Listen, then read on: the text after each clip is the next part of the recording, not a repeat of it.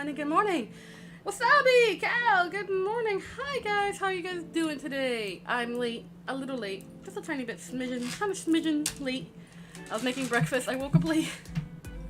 So I was making breakfast. Hi everybody, how's everyone doing today? Happy Monday. Happy Monday, you guys. I'm sorry, I just had my breakfast. Strong. Hi Sarah, hello. Good morning.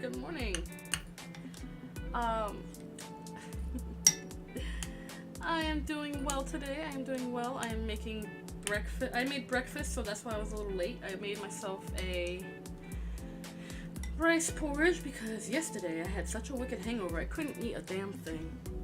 So today I'm eating like a nice soft, nice easy to digest meal with some veggies. A nice rice porridge with some veggies. I had some leftover rice that I wanted to get rid of, so I made a porridge. It's really good. I made it with a chicken broth and some leftover veggies and some chicken. Some leftover chicken and some veggies and a boiled egg. A soft boiled egg. It's a porridge. It's a rice porridge. My tum feels a little. You're in Spain without the G, so you're in Spain. You're in Spain. Are you on vacation? Sounds lovely. I am full of beans today. I am full of beans. Hola. ¿Cómo estás, mi amigo? Today is a lovely day. It's disgustingly humid outside. It's cloudy. It might rain, but you know what? I'm in such a good mood that I just can't help but say it's a nice day. I am a little all out of sorts. Like I said, I recovered from yesterday's hangover. I'm not spying. Wasabi, you're confusing me. ¿Cómo estás? Oh, okay. I am doing well, thank you.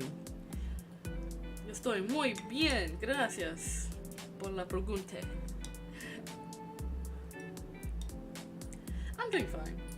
My tummy's a little sensitive. No vomiting, thankfully. I think I figured out what it was that I was eating. I think I was eating way too much like heavy foods during the weekend. Because usually during the week I'm eating light, and then the weekends I indulge.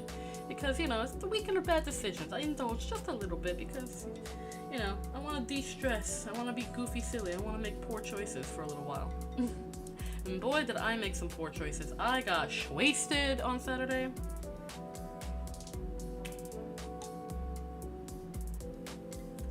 I didn't make very much progress in Tears of the Kingdom. I took a little break because I forgot I had so much other stuff that I had to take care of. So I was like, oh, I should probably finish one thing before I get to sit down and completely get absorbed into the game. But I so far love it. Stinky cow. I love it. Hot. But good, but hot. Holy crap. Oh, let me get my water. I left my water on the table. Hold on. Let me grab my wawa. My delicious wawa. Water. Probably take my medication too. Oh well, I'll wait till after I eat.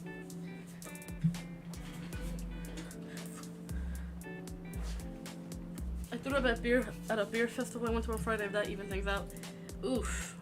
Yeah, I feel that. Drank too much too fast. No water in between. That's an easy rookie mistake. That's an easy mistake to do. That's an easy mistake to do, like just in drinking in general. Like that's why I got drunk. Cause usually when I drink, I have like water or food in between. I didn't eat very much that day. On Saturday, didn't have much of an appetite. We ended up getting like a pizza that night. Even that I didn't eat very much. I was like, oh, my appetite is just not here today. Oh wow. In my defense, the beer was horrible. That would do it too. Terrible beer can make you throw up a lot faster. Hey, what the hell? Ooh, eggshell. Ew, I got an eggshell. Gross. I didn't peel my egg well enough apparently. It's too soft. I like really soft boiled eggs because I can't stand cooked egg yolks. Ugh. Started with a pineapple beer, then a ginger beer. All tasted stinky. Oh, that must have been skunked beer then. That must have been awful. Oh my, that's the worst. Oh, while you were playing the pony, I was in third person. I was in third person in a dish somewhere. Yeah, I missed you on the Deponia stream, Wasabi. I was like, huh, Wasabi's not here. I figured you had something to do, and I was like, oh, okay, you must be busy. You probably were tied up. You were tied up in something else. Aw.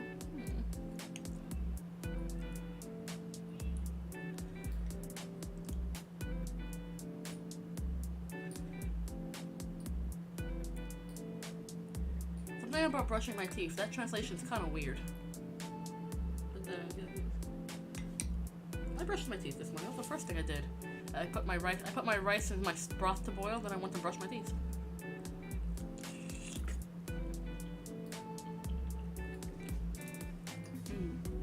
I always brush my teeth in the morning.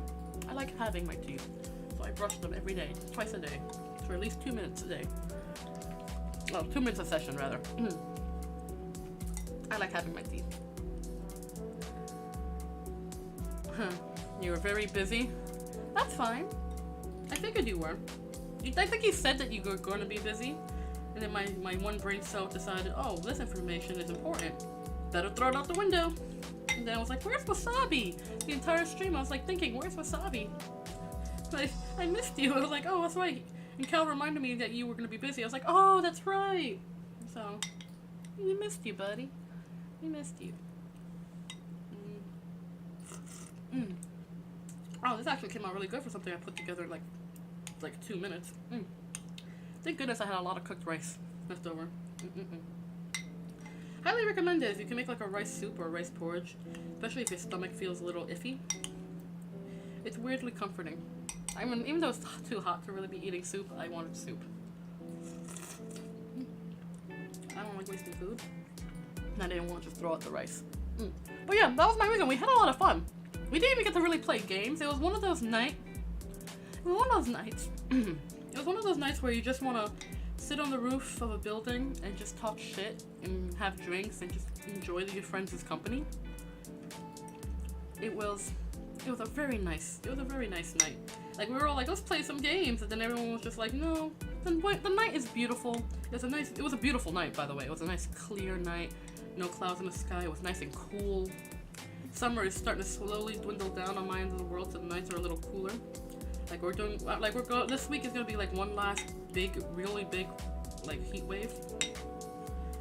Like, not so much a heat wave. It's gonna be like in the 90s F, like for maybe a couple of days, and then it's gonna start dwindling down. I'm so excited. Get rid of this stupid summer heat. I'm over it. I'm over it. I'm like a parasite to the stream. Without me, things feel a bit different. Yeah, it really does. Wasabi, when you're not here, things do feel different. I'm like, oh, it feels so much quieter.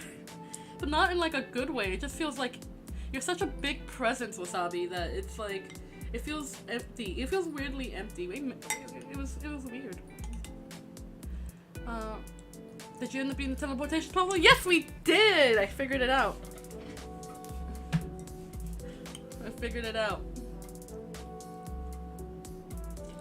It was just a horrible bug that soft locked us. But we fixed it. I beat the game.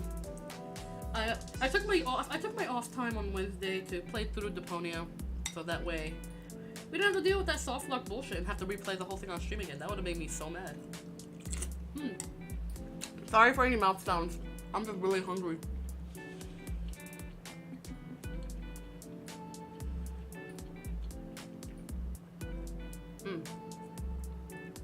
Did I hear about what? I heard yesterday some stuff went down at our soccer tower. Did you hear about it? I did not hear about it. What happened? Yeah, Johnny Sin saw Adam Smash. I don't... What are you guys talking about? Also, Kay found out this is... Yeah! I found out there was a chapter select! Oops. Oh well. I played through it again. It was still just as enjoyable playing through it again. I don't care. I didn't care. I enjoyed it. I enjoyed playing it a second time. It didn't bother me none. Yeah, that was how my weekend was. It was one of those nights where you just want to talk shit with your friends on the roof of a building, drinking beers, having smokes. generally just enjoying each other's company. It was a great time. It was a great time. And I may, thanks to the generosity of one of my good friends, I may be able to do some higher quality streams soon. My friend has an amazing setup, amazing gaming setup, and he offered to let me use it for some streams whenever my computer starts acting like a piece of shit. So I'm definitely gonna take him up on that offer and probably do some more higher quality games when I have the chance. I think after I finish One Shot, I might want to do that. I might want to take advantage and try that. It was very generous of my friend to do that, especially since he knows how much I enjoy this and I've been struggling, and I'm just very grateful. I have such amazing friends. They're my brothers. I love them so much. I'm not getting a new PC. However, a friend of mine is letting me borrow theirs so I can do better content. My friend doesn't live very far. My friends don't, like, whenever I meet up with my friends, it's not very far. It's like a short bus ride. So it means I have to get up earlier, but that's fine. Maybe not a Black Ops stream. Maybe not. But definitely gonna try and see if I next weekend when we go meet up at our buddy's house, and see if I can start setting up a little bit over there. So that way, when I finish doing One Shot, I can probably do another game. I have a lot of games, so it'll be a lot of fun.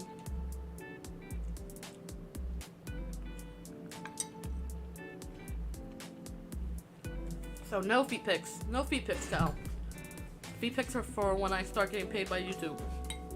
So 1,000 subs. You get you get a toe pic. Just one toe.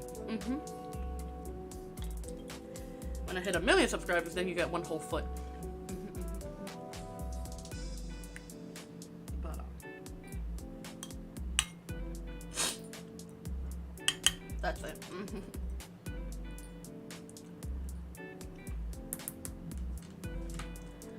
There shouldn't be a foot channel on my.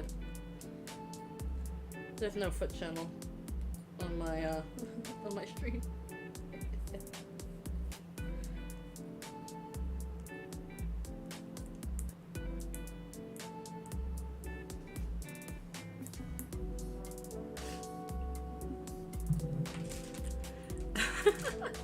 I don't know how you would get a picture of my foot, Cal. I've never sent you a picture of my feet. You have never seen my feetsies. If people start paying for my feet pics, I better get a cut or I'm gonna be upset.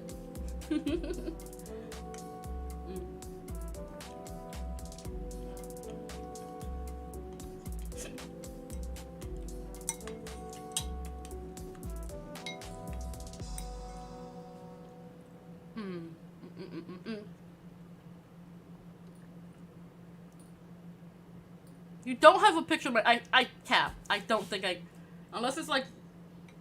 No, I never sent you a picture of my feet. Lies. Wait. No, I never sent you a picture of my feet.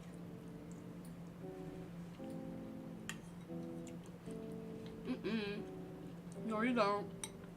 You don't have them.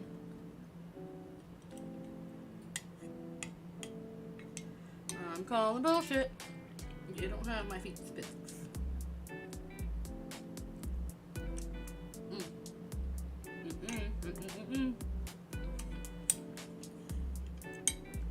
You do not. I call complete deniability. But that's not a feet pic. That's like you see a tootsie in the background pic. It's not a foot pic.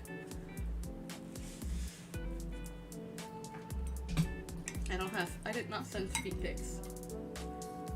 Okay. So maybe you saw my tootsies in the background of a picture. That doesn't constitute a feet pic. They're not the main. If they're not the main focus of the picture, it's not a feet pic. It's a cameo.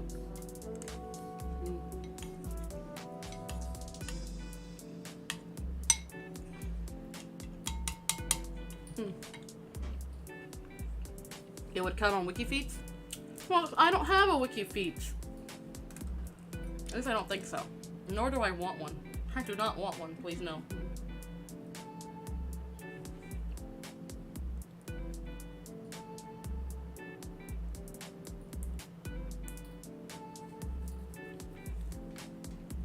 Any pick could be a foot pick if you're an acclaimed director. Quentin Tarantino? You mean Quentin Tarantino? Because, oh boy! The fetish on that man. Every movie has to have something to do with the Tootsies, man.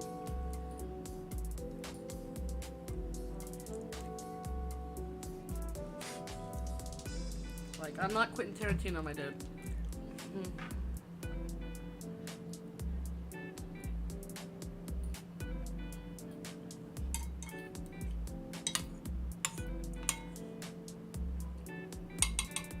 Soup. Yum. Anyway.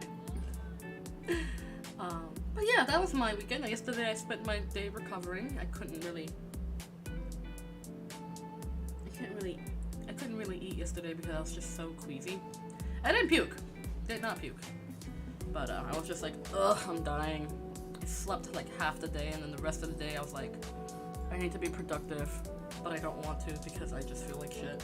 So excuse me, I just rested. Oh, I had a little bit of a hiccup there that came out of nowhere. I just rested, and today, here I am. So the rest of this week, we're starting a new story tomorrow. It's called The Girl Named Disaster. It's a very good story. It's also by Nancy Farmer. I like Nancy Farmer's writing. I have a few of her books. I quite like her writing, so I'm excited to start this new story. Wednesday, of course, there's no stream. Thursday, we're going to continue with One Shot. So, Wasabi, were you here for One Shot? I don't remember.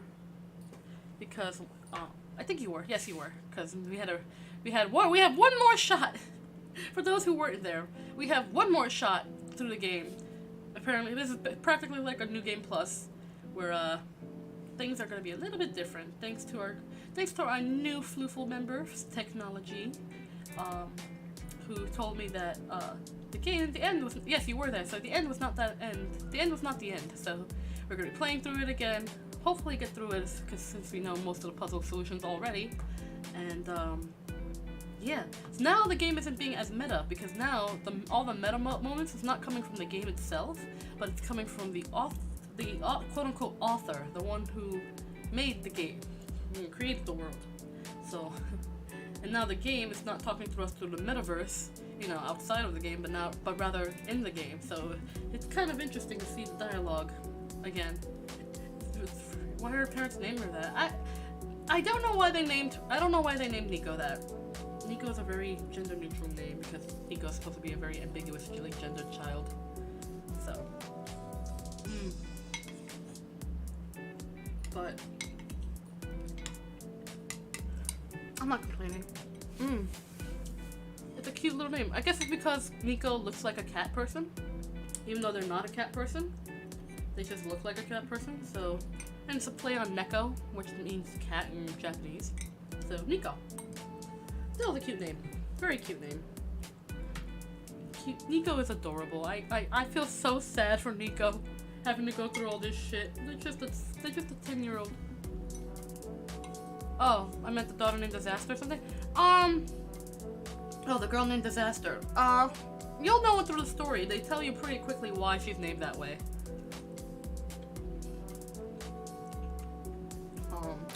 Because it's a story that's based like in Africa, so of course they're gonna use their native naming system. So her name would technically translate to disaster. So, well, you'll see. You'll see. You guys will see.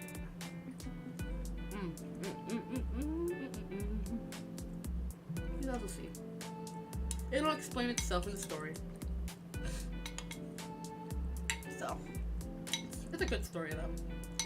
Very much a coming of age kind of spiritual, like not like religious, but like a spiritual ancestral kind of thing happening. It's interesting. It's interesting.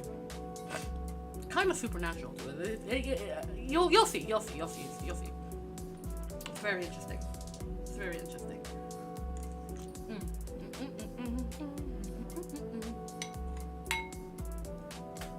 Sorry, I'm still eating. I'm hungry. I barely ate anything yesterday. I was upset because Creator ended up making bacalaíto with patatas. And I was so sad I couldn't eat any.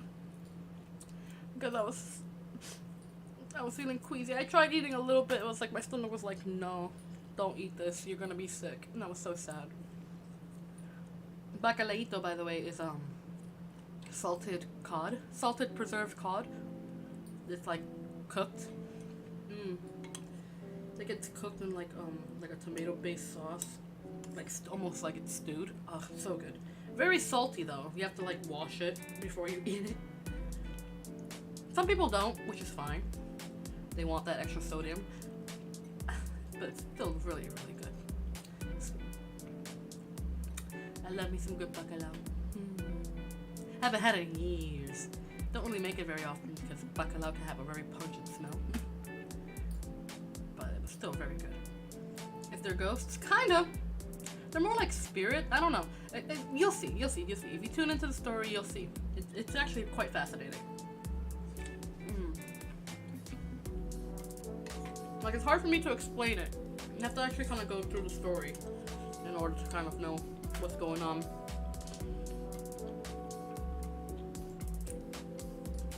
Can you get caught and put ketchup on it and call it that? No! God, no. That's insulting, wasabi. Well, that's insulting. You can't just call it bacalao by doing that. So, see, bacalao is especially salted and, like, preserved cod. You can get it at any, like, Spanish market. Very, very good. Usually you get them frozen. It's very good. And you can make, like, bacalito, which is it's basically a stewed cod with rice. That's the best way I can explain it. That's what it is. The flavors are vastly different. You can't put ketchup on a piece of cod and call it bacalito. That's not how it works. It's like stewed for a long time, and you have to have it with rice and sweet potato, batata, especially batata. Batata is delicious. It's just like a white fleshed sweet potato, a kind of yam kind of thing. So good. If you ever have the chance to eat Puerto Rican food, I would recommend bacalao.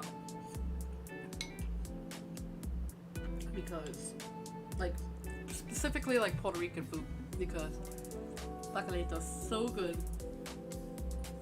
Got a little, you gotta watch out for the bones because of course the fish has bones, but otherwise, it's a really delicious experience, which I highly recommend, especially if you like seafood.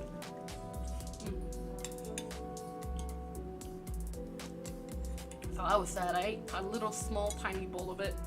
My stomach was just like, no, don't do this to yourself. So I didn't get to enjoy it. It was only a little bit left over. I'm so sad.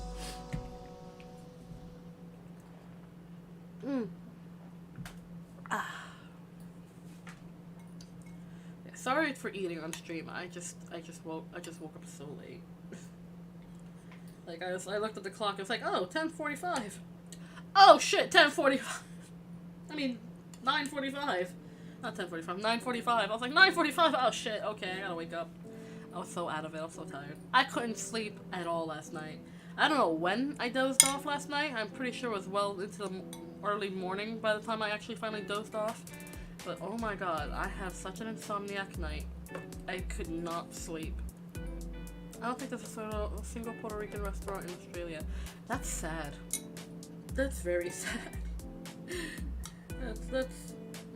If you ever travel, Wasabi, if you ever get the chance to travel to Puerto Rico, or even to a country that has like authentic Puerto Rican food, I highly recommend trying it. That and mofongo.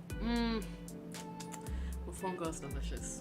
What mofongo is basically fried and mashed plantains.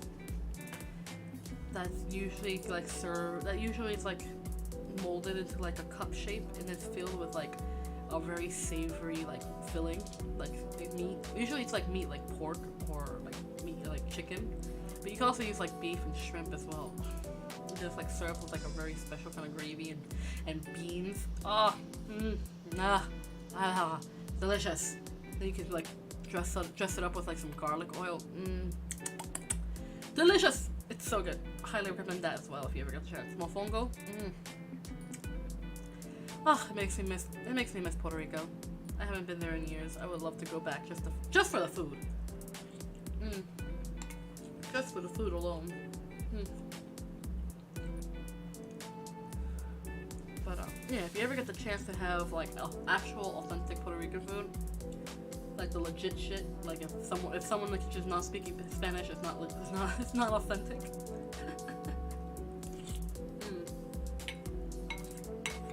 So good, so good.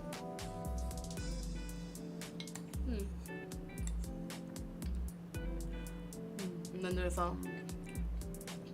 pastelillos, which are very similar to like empanadas. If you know what an empanada is, it's very similar to an empanada, except that it's like very deep fried.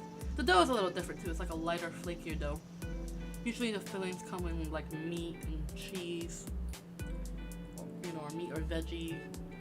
Usually kind of some kind of meat and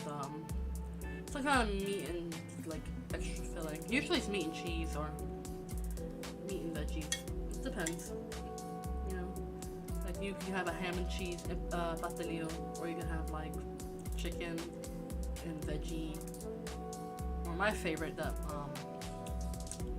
my grandmother used to make was like, she would make empanadas, but she would make them more like in the style of pastelillos.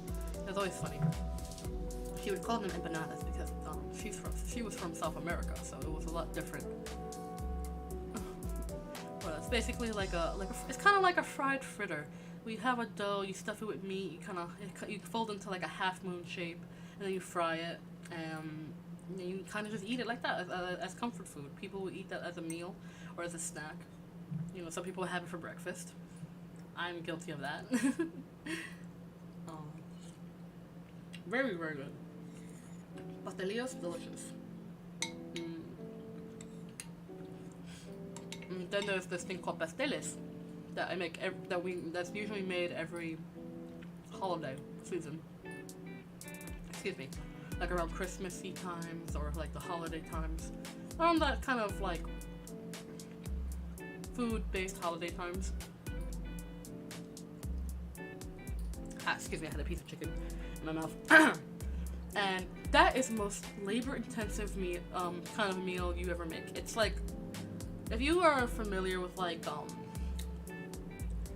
don't know, like, how would I explain pasteles? If you know what a tamale is, if you're familiar with what a tamale is, like a Mexican tamale, it's kind of in the same vein, except it's not made from like a corn flour base. It's actually made from grated yuca, green bananas, and plantain, and taro. It is very labor intensive. It's a very labor intensive kind of meal to make because you have to grate everything until it's a mushy paste. Like I mean like basically glue. If you're tamales are like a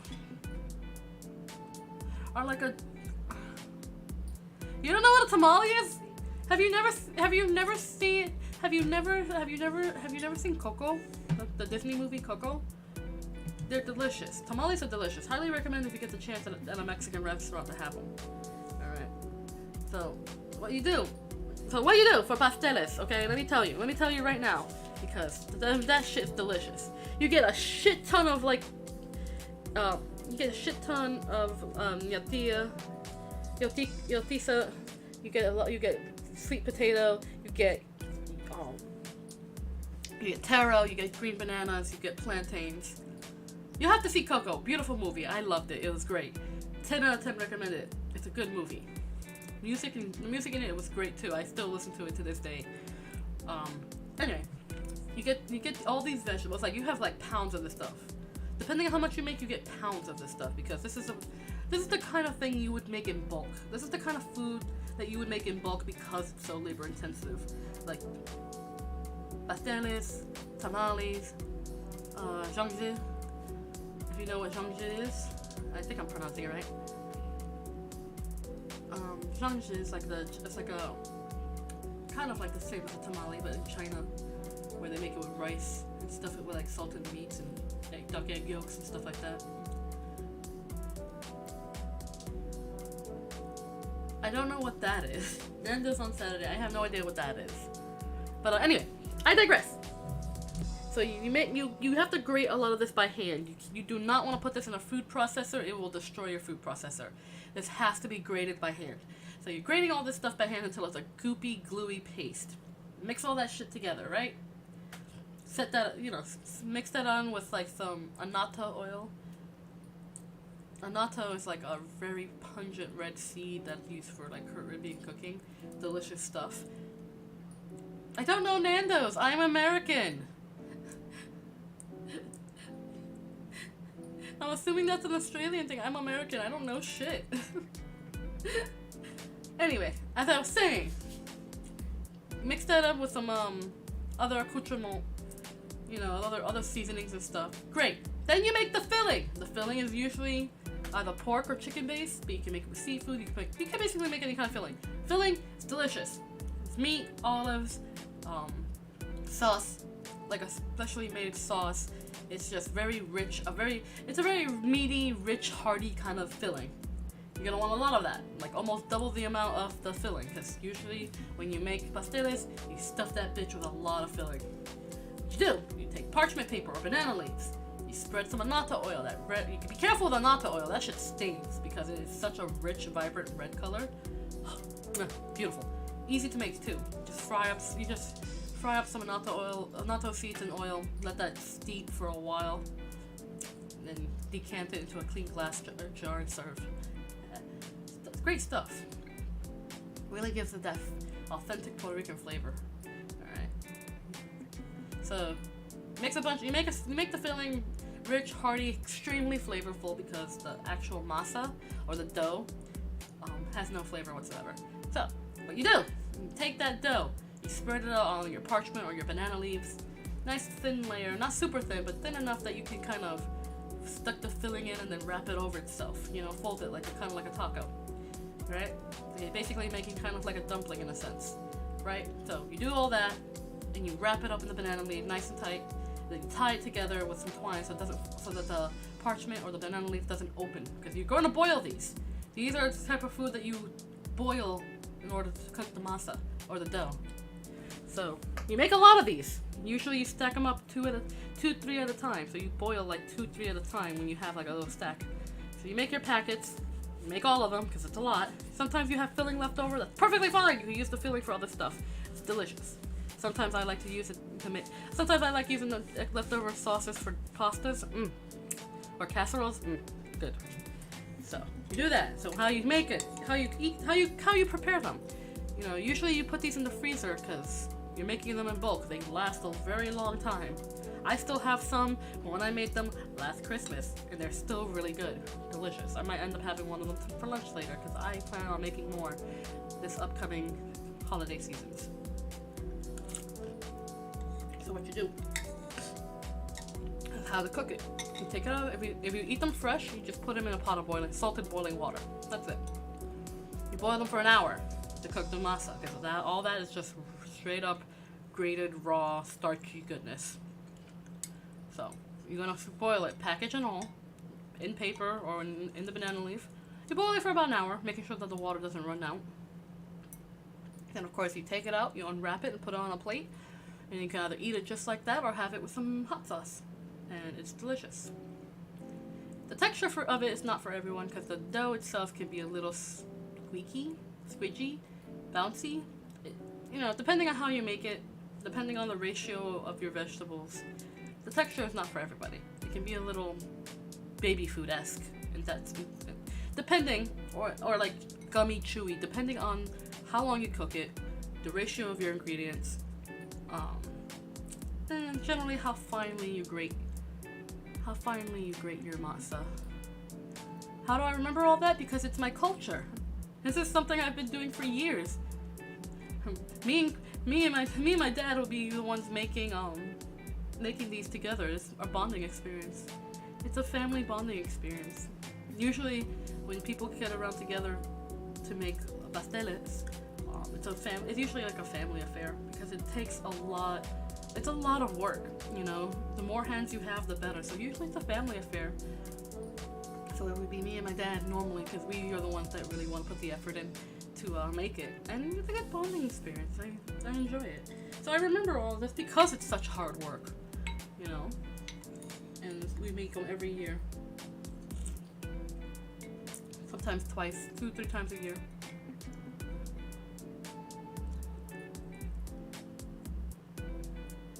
Australian British food is just mashed potatoes, putting salt on food. Yeah. Like, it's a big cultural thing for my family. My family is half and half, you know, Puerto Rican, South American. So we try to kind of incorporate both kind of traditional foods, especially during the holidays.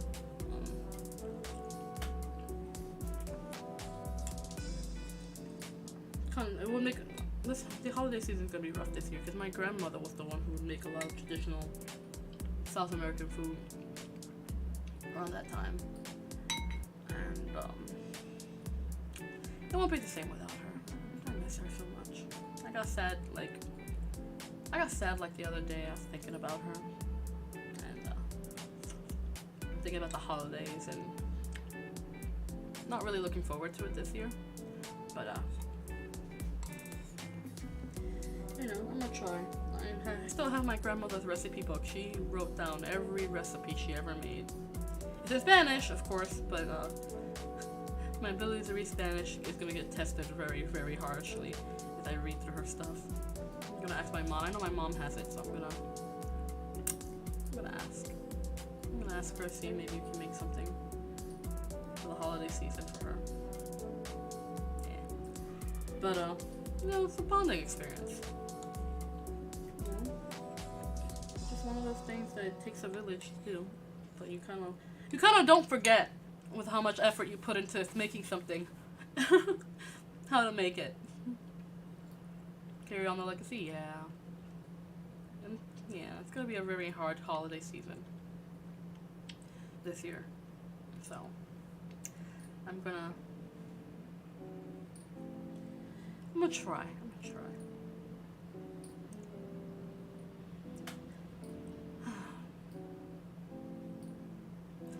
I think this year I'm gonna want to try to make panettone.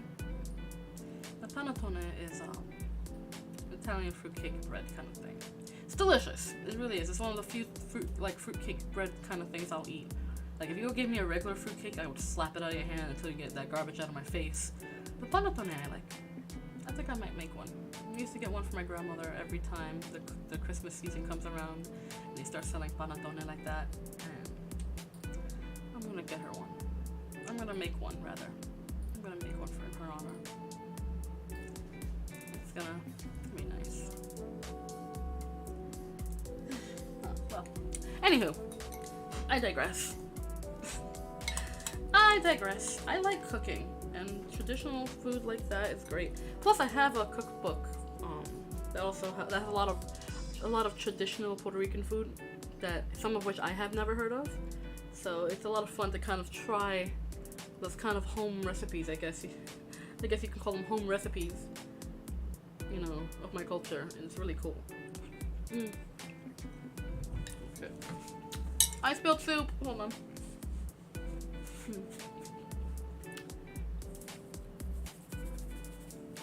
It's I don't know. It's gonna be fun to make it again though. I really enjoy making. Do you have the Fallout 4 cookbook? I don't. I would love to have the Fallout 4 cookbook.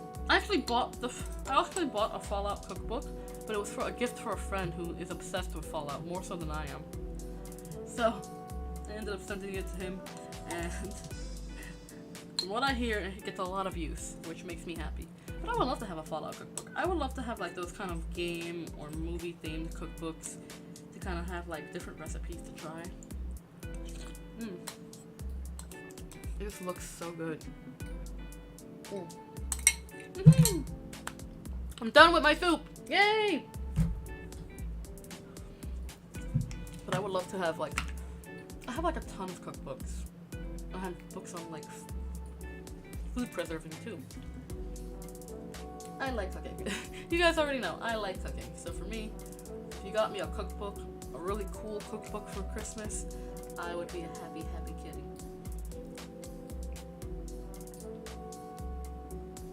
Oh, they're like, well, I cannot speak on their behalf. I cannot speak on their behalf.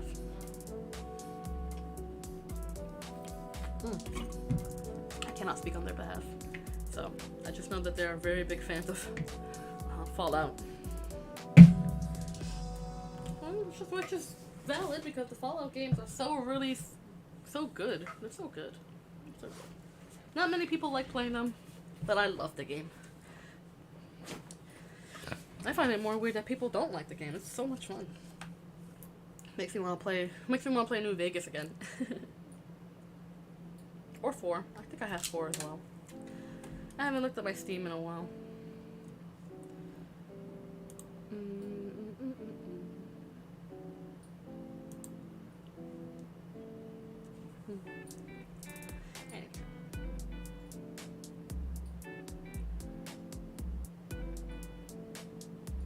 Are you gonna do a Fallout playthrough on the new battle station?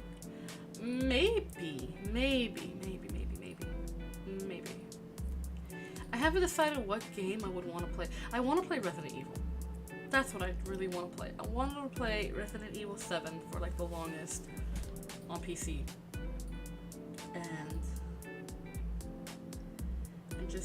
I'm ready. I'm just ready to be like, let's go. Horror, scary, spooky times. And because my friend's like, you can stay as long as you want, stream as long as you want. You bet your sweet ass it's gonna be a long stream. And it's gonna be fun to watch you play the original Fallout. If I play Fallout, I might end up starting at New Vegas. Because it's my favorite. Because I love it so much. So I might start at New Vegas first. Although, I don't know if I can, because copyright, the music. Because of the music. So I am not sure if I'll be able to play Fallout New Vegas. Or Fallout in general. We'll see. Maybe. If I turn off the music, then maybe. New Vegas is the best one. It's my favorite. In terms of the story, in terms of the gameplay. I love that game.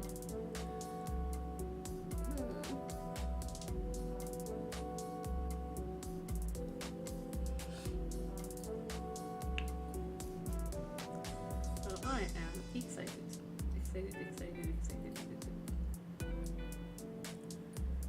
I probably have to turn off the music. Yeah. Which sucks because the music is like 90%, like 70% of the experience of the game.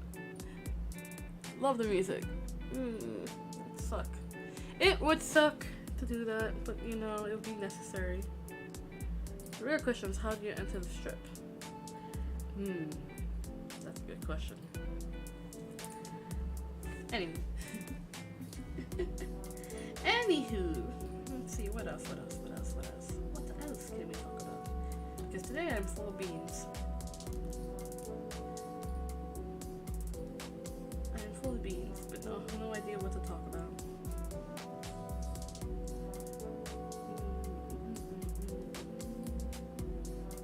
Anywho, I forgot entirely what I was going to talk about.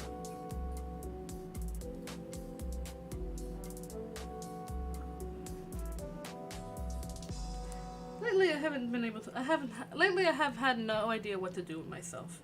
Because I'm not working a steady 9 to 5. Still looking by the way.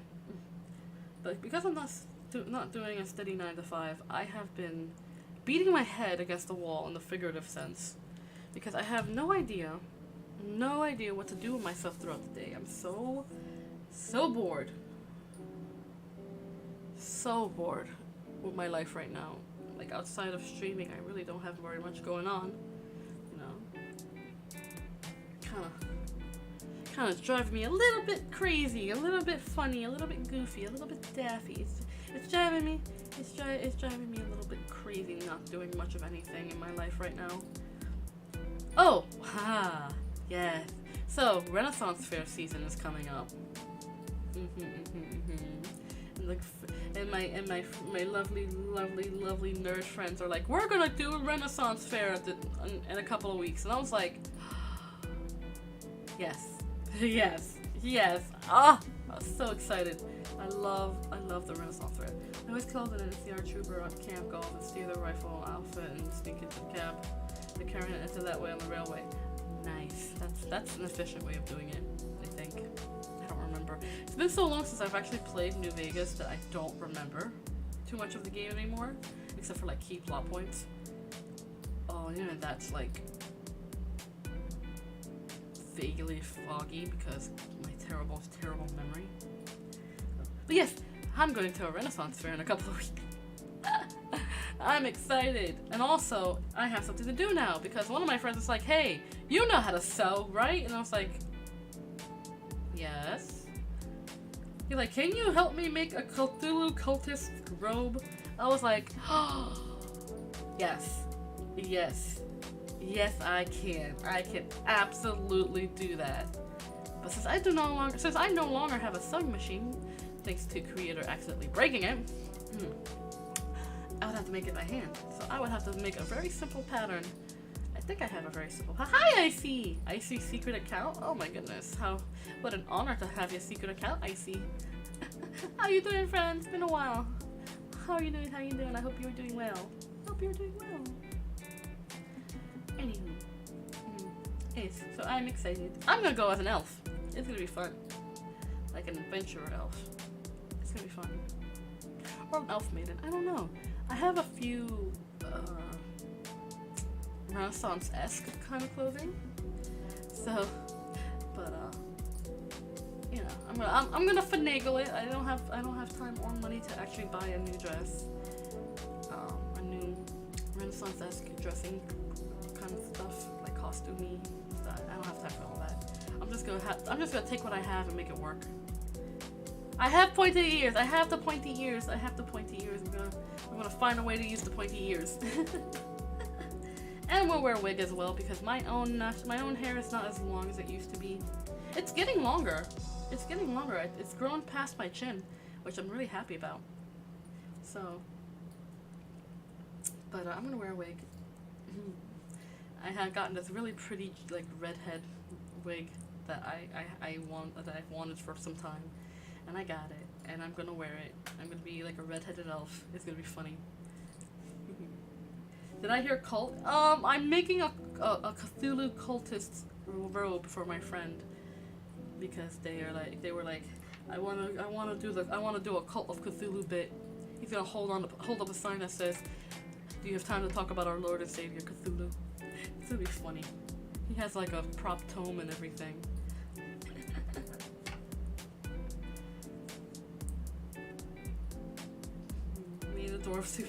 You're a dwarf man, Wasabi. I see. I'm more of a halfling individual. However, I did not have time. I do not have time to put together a hobbit outfit. So, nor do I have the proper clothing material to even fake it. So, it's gonna have to be an elf. But next year, I'm either gonna cosplay as my own halfling bard D&D character, or what I originally wanted to do, but I never got the chance to, do like an elven dragon tamer, have like a fake stuffed dragon, or make a dragon puppet. Make like a dragon puppet, and have like a whole ensemble. Like I'm a dragon tamer or a dragon trainer. So fun.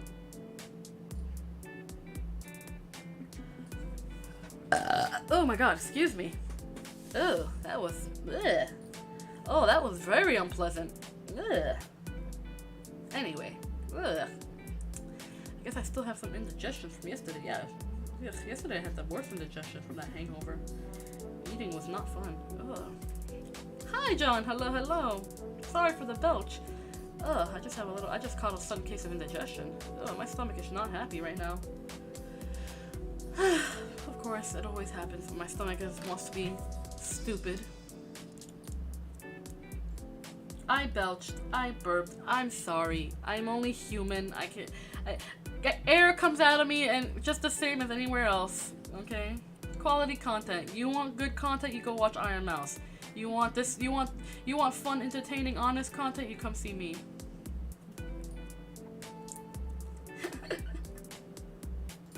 Quality.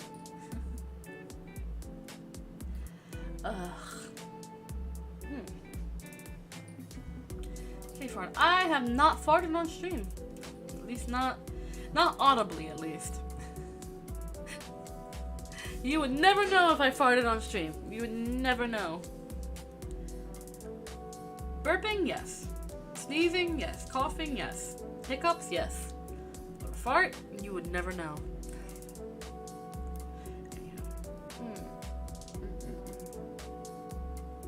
Ugh, the weather is making me feel ugh. Ugh. Knock knock. Who's there? Who's there, I see? Not audibly, so you have then? You'll never know. I'm not gonna confirm or deny anything.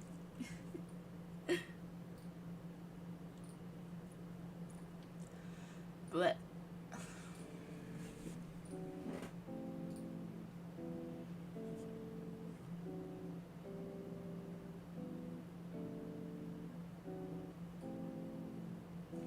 Duma who?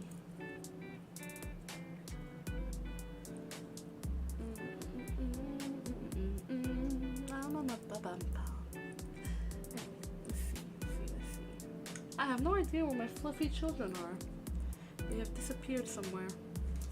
They're somewhere in the house, but they disappeared somewhere.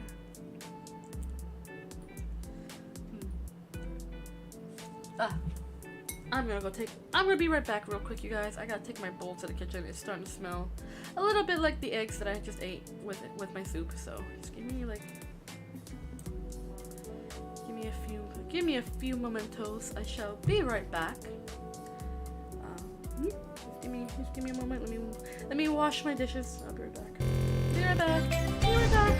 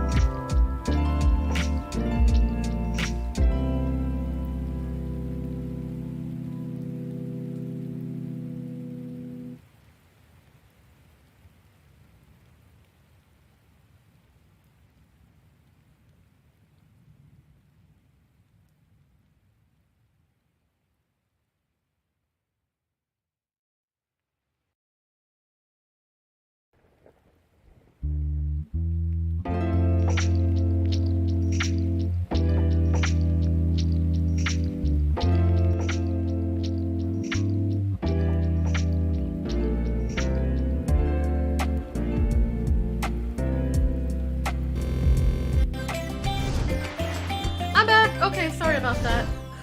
Sorry about that. Turns out one of my cats puked in the kitchen, so I had to clean that up. That was disgusting.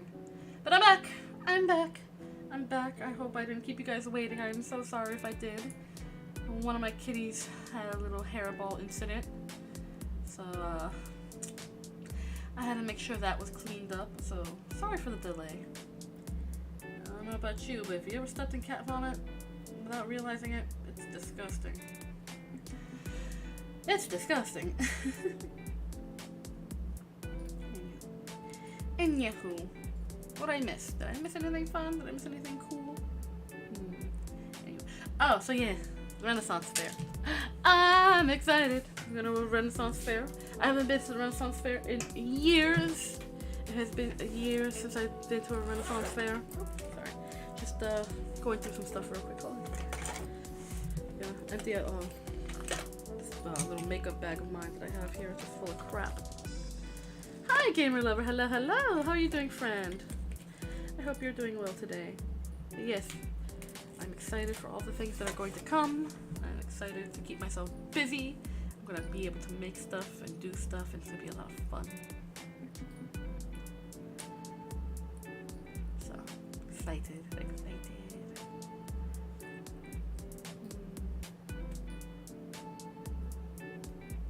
But yes, how are you doing, gamer lover? I hope you're having a wonderful weekend. I exist. I'm here. It's a beautiful Monday. Just hanging out. Doom of these nuts fit me. Oh, what's icy? Icy. Okay, you got me on that one.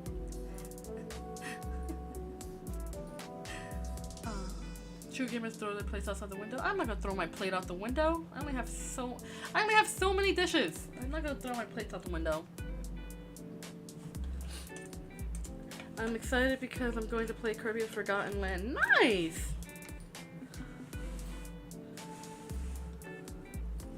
Knock knock. I already saw the joke, I see, so knock knock. Who's there? I already got the joke. Ugh, my stomach still feels like it's gonna turn. Blech. Never mind. Sad.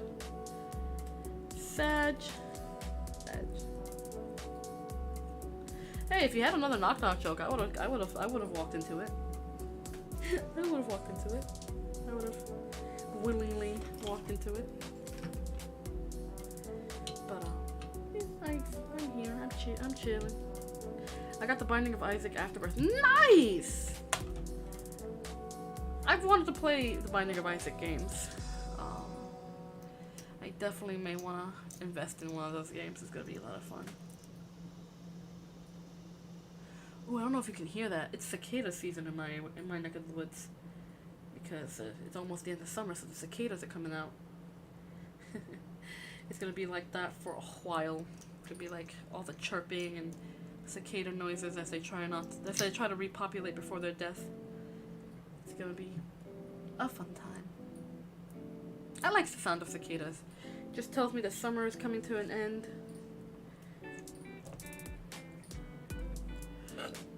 Excuse me.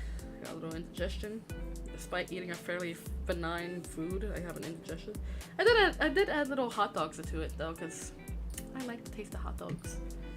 So, chicken and hot dogs, not a good combination. 10 out of 10 would not recommend. Ugh. I love how Nintendo makes King DDD design and Kirby Forgotten Land. Yeah! It's a very good design. Let me say my death streak is not looking so good right now. Yeah, the Binding of Isaac games are tough. They're fun, but they're tough. You really gotta be good at those kind of like shoot 'em up, constant motion games. Dungeon crawlers. I love those. I love those kind of games. I have Super Meat Boy lined up. I don't. Okay, so I got Super Meat Boy right.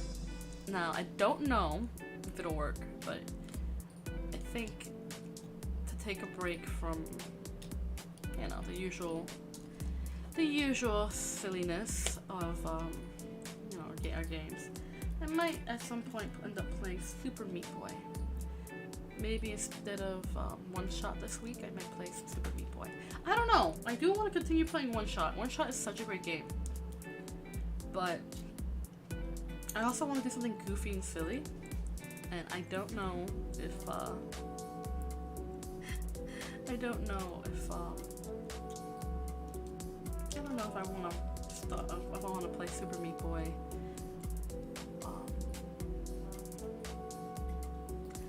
Well, I do want to play Super Meat Boy, but I don't know if I want to stop playing One Shot for a little bit. Give my emotions a break and play Super Meat Boy.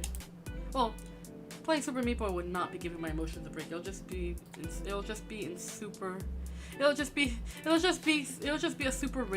rage-filled stream because I'll be mad because Super Meat Boy is notoriously tough. High technology, Super Meat Boy. It's an older game, Super Meat Boy. It's a platformer, a very difficult platformer. A lot of fun. No, Super Meat Boy. I don't believe it's a parody. I think it's just as it is. It's a lot of fun. It's a lot of fun. Well, hello technology. How are you doing today, friend? I hope you had a wonderful weekend. My weekend was great. I got wasted. Then spent all yesterday recovering, and I'm spending most of today recovering. And I think my stomach is starting to finally catch up with what I've done to it. Ugh, my stomach hurts. I just ate breakfast and now my tum hurts. I should have just made toast. Ugh. I got the most god see with the first item Holy Mantle. The game just said F you. Yeah. If you don't know what Holy Mantle is, basically a one-hit invisibility per room. Yeah, I know what the Holy Mantle is. I have played Binding of Isaac games. I don't own any, but I've played them via friends. And I remember some of the items. Some of the items are pretty. I remember how some items can really fuck you over. And I am looking forward to getting Binding of Isaac and playing it. But I also have Super Meat Boy, so I'm like, I want to play Super Meat Boy on stream. But at the same time, I'm already playing like 2 games. So I'm like, I kind of want to play Super Meat Boy too. So maybe I'll set it up. Maybe instead of a Monday morning chat, we might play Super Meat Boy at some point. I could play it now. It would be a lot of fun. It would be a lot of fun to play it now. But I don't have the mind for it. I don't want to be angry either, because I know that game is gonna make me so mad. It's gonna make me so mad because I'm gonna rage. I'm gonna be angry. I'm gonna be angry, K. But it'll be a lot of fun. Maybe sometime soon. Maybe I'll take a break from either Deponia or from One Shot and play Super Meat Boy. Getting the DLC characters is just okay. Just the Lost and Forgotten is actual fun. Yeah. I get you. It's just one of those games, man. It's just one of those games. I feel you. Excuse me. Ugh. I don't know why, but now I have some indigestion. I'm glad I took my medicine before I ate. Oh, that's probably why. I took my medicine before I ate. Usually if I do that, my stomach starts rejecting everything. But I wanted to make sure I took it so I didn't forget before I started stream. Now I'm paying for it. I'm paying for it. Oh no, it's the consequences of my actions. Ah! Yay, you're back with Wasabi. It's good to see you. It's good to have you back, buddy. It's good to have you back. Good to have you back. But yeah. So I've been rethinking this Twitch thing. Like I say that I'm gonna move to Twitch. I do want to move to Twitch, but at the same time, I've been thinking about it. Weighing the pros, the cons, and I'm like, do I really want to kind of start over in a sense? Because essentially it'd be starting over. Building a whole, having my lovely community and fan base here, but then building a whole other one on another platform. And I'm like, do I really want to go through all that? Do I really want to put myself through all that? And ultimately, the answer was no. I don't want to. Will I do Twitch streams? Sure, but I don't think I'll be moving fully to Twitch. I think I'll stay here on the good old YouTubes, at least for now. I don't know if things change in the future, then maybe. But I'm gonna definitely. I feel like I was starting to stretch myself a little thin by making the plans to move to YouTube, because I found myself being a lot more stressed. I mean, find myself on switching over to Twitch. I say YouTube. Switching over to Twitch because I found myself stretching myself a little thin, and I haven't even started making content on Twitch yet. So I'm like, if this is how I feel trying to set up before Twitch, how am I gonna feel when I'm actually doing Twitch and YouTube and making content for YouTube, you know, pre-recorded content for YouTube and stuff like that. So I'm just like, I don't think I want to do this to myself by stretching myself out so thin. I didn't like it.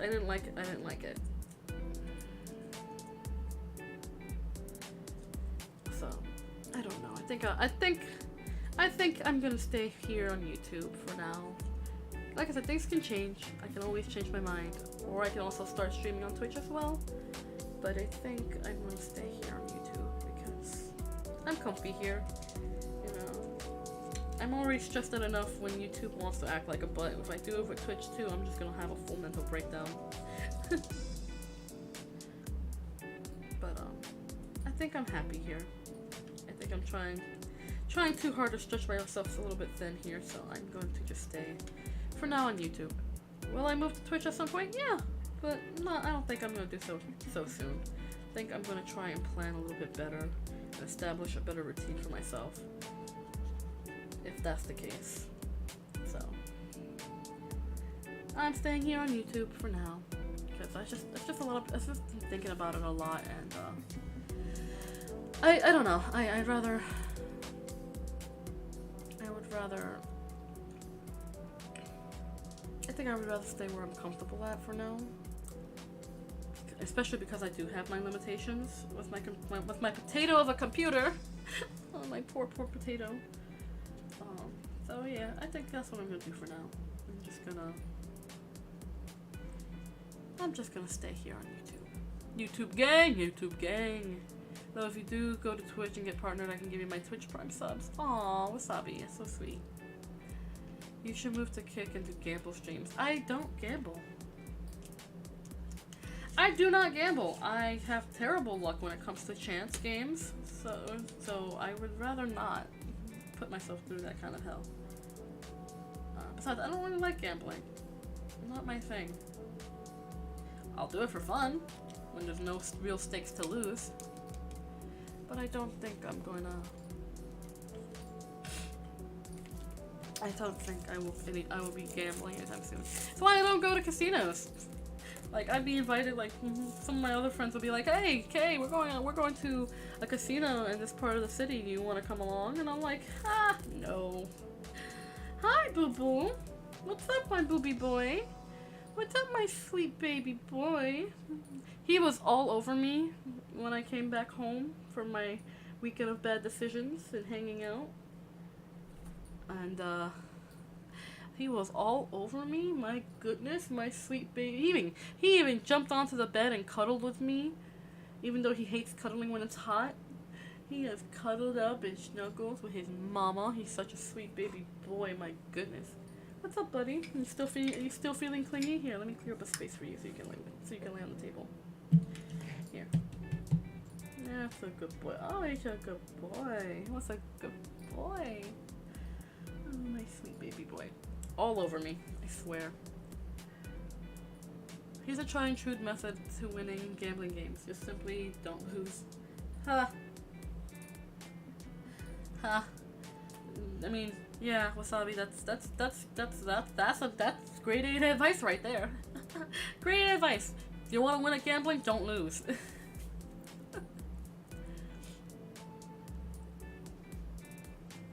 Oh man.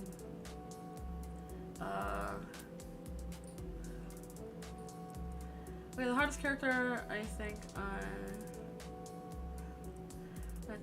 is Tainted Lost. You only have one holy mantle, and then you get hit once you die. Oof. Real Isaac OGs remember when Lost didn't have the mantle. Yikes, yeah. In Rebirth. Back in my day, you had to keep clicking R until you got the mantle in the first room. Wow. That's a throwback. Are you going, buddy? Alright, bye. Love you. Love you, boo-boo. Sweet boy. Doesn't know what to do. Like me, he doesn't know what to do with himself. He gets bored. And Creator has been playing a lot with him lately. Got into the habit of just, you know, playing with my cat. My cat loves it. He's just like, play. He always wants to play. That's the thing. Booby is the type of cat that always wants to play. And unfortunately, we all don't have the energy or time in the house to do so. Especially me, since I'm always cleaning and stuff. I feel terrible. But I do play with him when I can. Because he's just a sweet baby boy who looks so adorable when he plays. So, oh my god, my cats are gonna be 3 this year. Their birthday's near the end of October. And they're gonna be 3 years old. I've had them for almost 3 years now. We got them, they were born,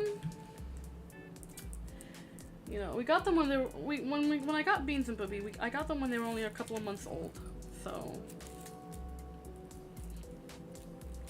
they were still sweet baby kitties. So they were born near like the end of October, near November. So we gave them Halloween as their designated birthday. And they're gonna be 3. Oh my god, where does the time go? I remember when they were so tiny, especially Beans. Beans was so small, I could just hold her in one hand. And Booby, forget it. The first day Booby and Beans came home, Beans was a lot more shy, but Booby, he took to me right away. After an hour being in my home, he jumped onto the couch, snuggled right up next to me, and that was it. He's a mama's boy for life. Am I gonna make them a cat cake? Maybe not. They're picky eaters. They are quite picky eaters, so I may not make them a cake, but I am probably gonna get them some new toys. I'll probably get them some new toys, maybe some catnip. They really like their catnip. Like my catnip plant. My catnip plant is flourishing simply because I try to keep them away from it, so that way I can actually have a supply of catnip for them to enjoy. Because my goodness, they will eat the catnip plant if I don't keep them away from it. Because I'm due to prune my catnip plant because my god does it grow like a weed. So I'm gonna prune my catnip plant. I'm gonna dry up some catnip for them. Make sure they have it for their birthday. And I'm gonna spoil them rotten with toys and treats. Booby especially would love that because he likes to play.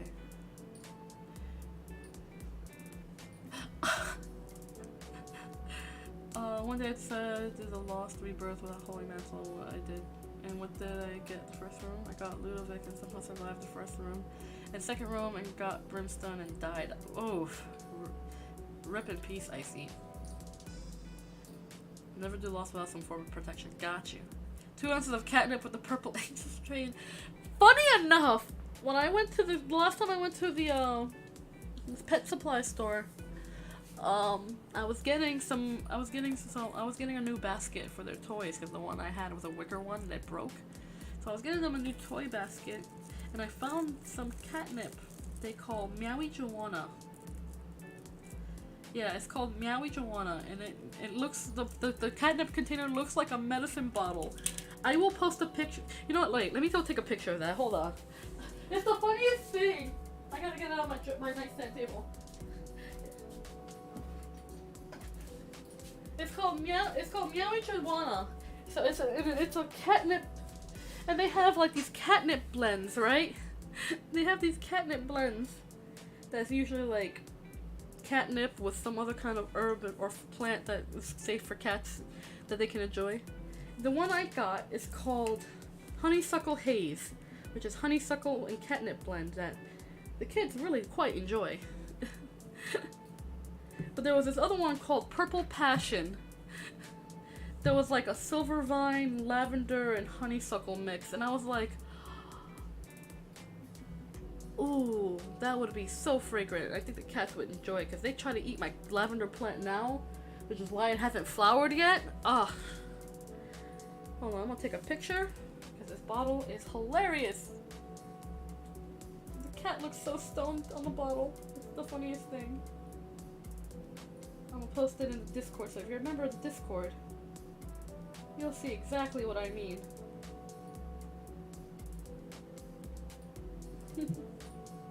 I'll post that now. It's so fun. Can't wait to do ketamine. Ha, funny.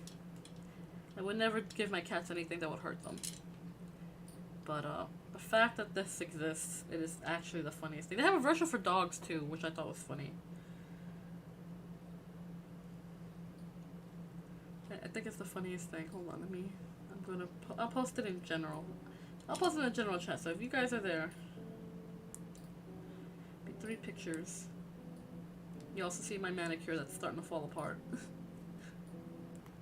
But it's the funniest thing. It's like, they like it. It's the funniest thing. It smells very good too, because it has honeysuckle, which is delicious. Have you ever eaten honeysuckle before? It's delicious.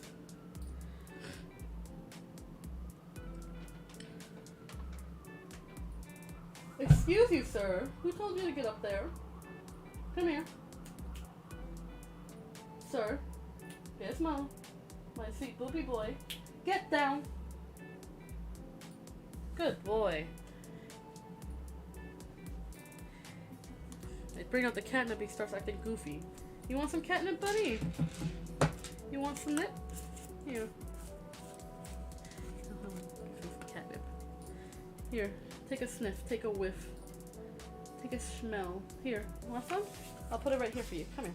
Come here, boo. There you go. Enjoy that. I put it on his. I put it on the base of his little hammock, so he's gonna sniff that. I got a vacuum anyway, so I'll end up vacuuming up later.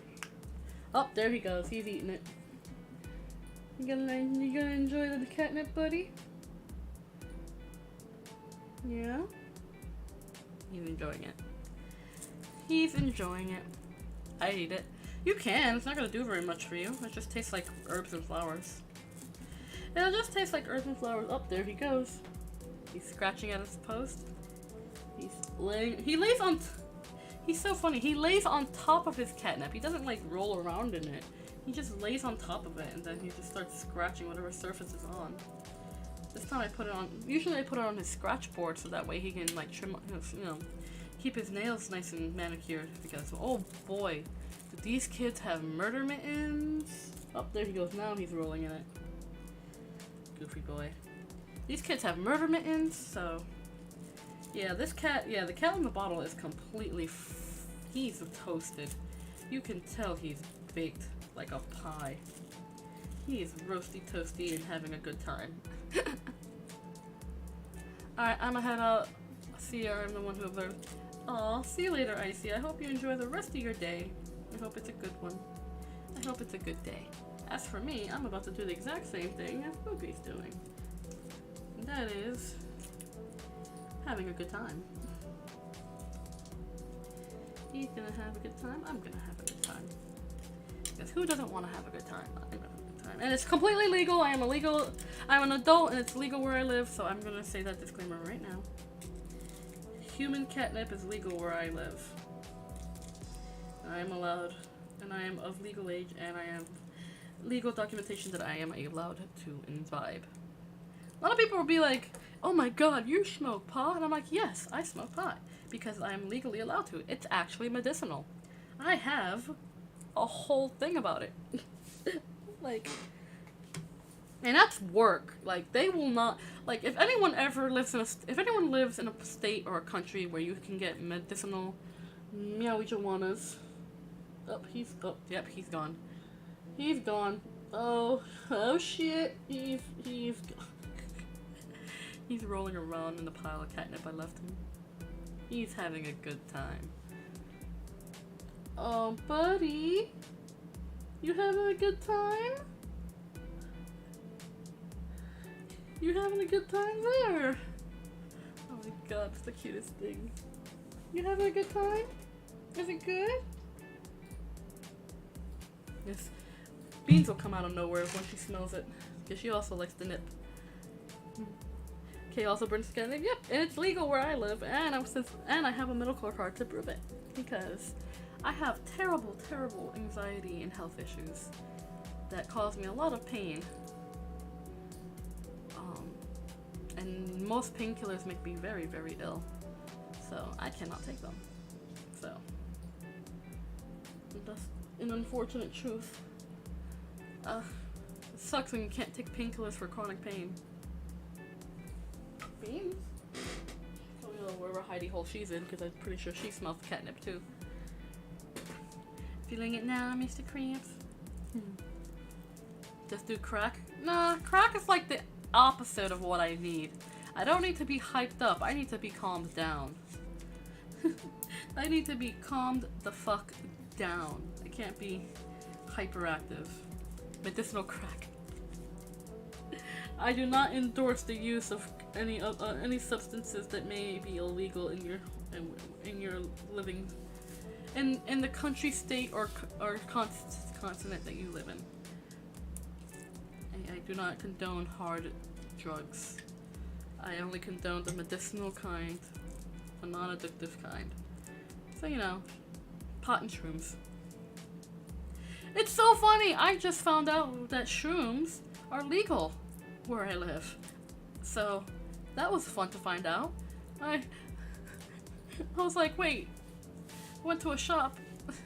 Because there are a lot of shops that opened up as well as dispensaries. So I went to a shop. And I'm just like, is that what I think it is? And a buddy of mine was like, yeah, it's legal. I was like, you're kidding me. I knew that. I know that Sweet Sweet Mary Jane was legal, but friggin' shrooms? Holy shit. I remember when I first found that out, it was like a friggin' brain explosion. I was like, what? Oh my god, there are gonna be so many people tripping shit. I was fully expecting people were gonna be tripping shit constantly, but no, it's been fairly tame. If not even more so. Are you gonna make mushroom stew? See, no. See, I do not do shrooms. I'm fine with pot. I have experimented in the past. I will not lie. I have tried things in the past. You know, you guys know me. I'm never gonna bullshit you guys. I've tried things in the past when I was younger and stupid, and I can honestly say I'd rather stick to the pot. I've tried LSD. I've tried shrooms.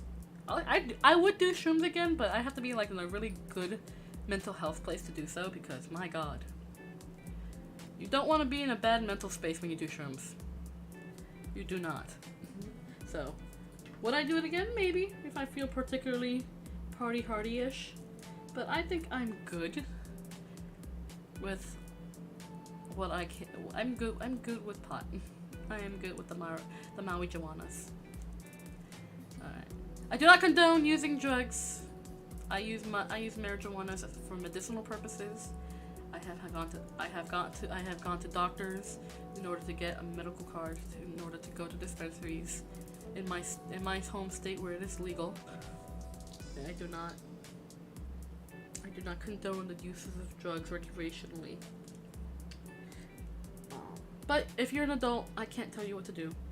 If you are a legal adult, I cannot tell you what to do. I can only say is if you're going to do something irresponsible, just do so responsibly. Be around people you trust. Don't stay alone. Be in a good frame of mind when you do it, and just don't overdo it. You know, moderation. Alright. That's what I think that a lot of people's problem is when people want to imbibe in something, they want to do so all at once. No. That's not the right way of doing it. Okay? Like when people want to drink, they drink a lot and really quickly to get drunk. Oh, excuse me. Oh, some cat hair floated into my nose. Excuse me. Ah. But yes, do shrooms and play Left 4 Dead 2, and I shout in the mic. You know what? Maybe. Maybe I might take you up on that challenge. That would be a very, very funny and interesting gaming session.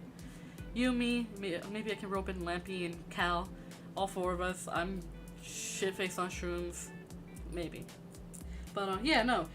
My biggest disclaimer, and I will say this to the day I die, is that if you're ever going to do anything responsible, whether it's drinking or doing recreational drugs, Not hard designer drugs. Please stay away from that stuff. Don't get yourself addicted to shit that's just gonna destroy your body. Like, first and foremost, like pot, shrooms, LSD. Okay, fine, but don't do like heroin or cocaine or things like that. Like, don't do that to yourself. Your body will hate you for it. Hi, buddy. Right for the bottle. Do you want more catnip? Or are you good? Oh, he's high. Hi, buddy. You wanna? Yes, go ahead. Just sit and relax. That's okay. You're a good boy. Yeah, you're a good boy. That's a good boy. That's my good boy. You good? He's kind of doing the crouch thing. Like, he's like, looking around. You good? You know you're safe here, buddy. You're fine. You're a good boy. That's a good boy. Aww. That's right. Just mess with the teddy bears. That's fine. That's the reason why I keep them on my table. That's a good boy. Anywho. But if you're gonna do anything irresponsible, do it responsibly. Be around people you can trust. Be in a good frame of mind, and go at a moderate pace. Pace yourself, you know. Don't get drunk right away by doing like 6 shots in the span of 20 minutes. Don't do it to yourself. Alright? It's all about moderation and knowing your limit. If you ever feel like you did too much, stop immediately. Okay? That goes for anything that you do. Because, excuse you, nope, that's my catnip. You can't have that. Oh, Stacy, buddy. There you go. You have your catnip, I have mine. Alright? Because I do not condone irresponsible behavior. Not at all. Okay? You're an adult. Like, I'm assuming the majority of you are adults. I cannot tell you what to do. However, I can only give you advice as somebody who's been around people who have done terrible harm to themselves by not understanding what it means to do things in moderation. And, you know, I've seen the effects how it could take on people. I've experienced it myself. I 100% condone responsible behavior. So, if you're gonna do it, be in a good place to do it in moderation. Be irresponsible by yourself and take evil wizard weed. No. Okay. Also, if you ever feel pressure to ever do something that you're not comfortable doing, don't do it. Fuck them. If they're like, oh, you're not cool enough to hang, fuck them. Like, it's not that you're not cool enough to hang, it's that they're not cool enough to understand and respect your decision. Alright? Even as adults, I see that shit happening. Like, bro, if someone says, hey, I don't want to drink, don't force them. Okay? You know? Don't force them. Just let them be. Okay? No one needs to feel as if they have to be forced to do something in order to have a good time. No, that's why I gave up on my party days, or like way early in my 20s. I was done. People sucked. I was like, what is this? Is this what partying has become? People forcing each other, trying to do like illicit substances, and trying, forcing people to have to do it to have a good time. Like, nah, I'm good. I don't want to be peer pressured into doing something I was probably going to do on my own already. Terrible, terrible, terrible, you know. That's why I have my weekend of bad decisions. I can be irresponsible responsibly. I have my good friends who I love and trust and am very comfortable around to look out for me. And of course, that works the opposite direction. I also will look out for my friends. Because I care. I care about my friends. I care about people. I get told that's a bad thing. Is it a bad thing to care about people? I get told that's a bad thing, and I'm like, how? I care about... Sir! No. What are you doing up there? Get off the vanity. Get down. There's a lot of bottles up there. Get down. The last thing I need is you to break something.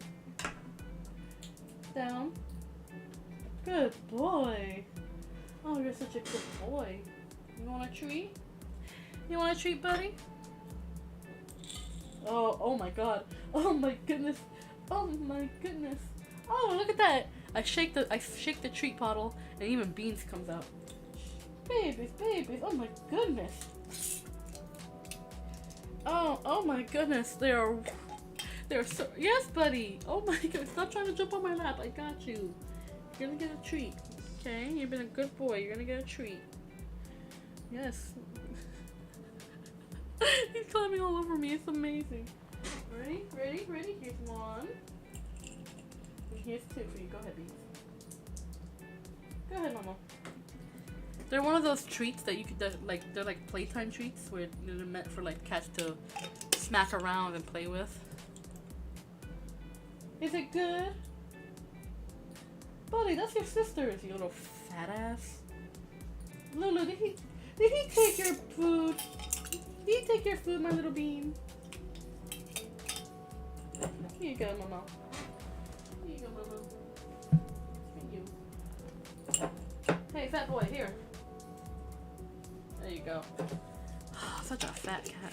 Discord admin's giving the kittens treat. Yep. Because my kitties are sweet babies and they deserve their treats. Oh, they're cute. They're sweet. That's the one thing I love about having cats. They're just sweet little babies. They're just sweet little babbies.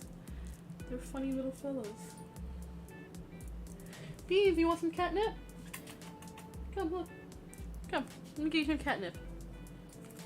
Beans, nope. She's like not interested, Mom. She doesn't want any catnip. She just wants to sit by the window. Get that fresh air and sunshine while she can.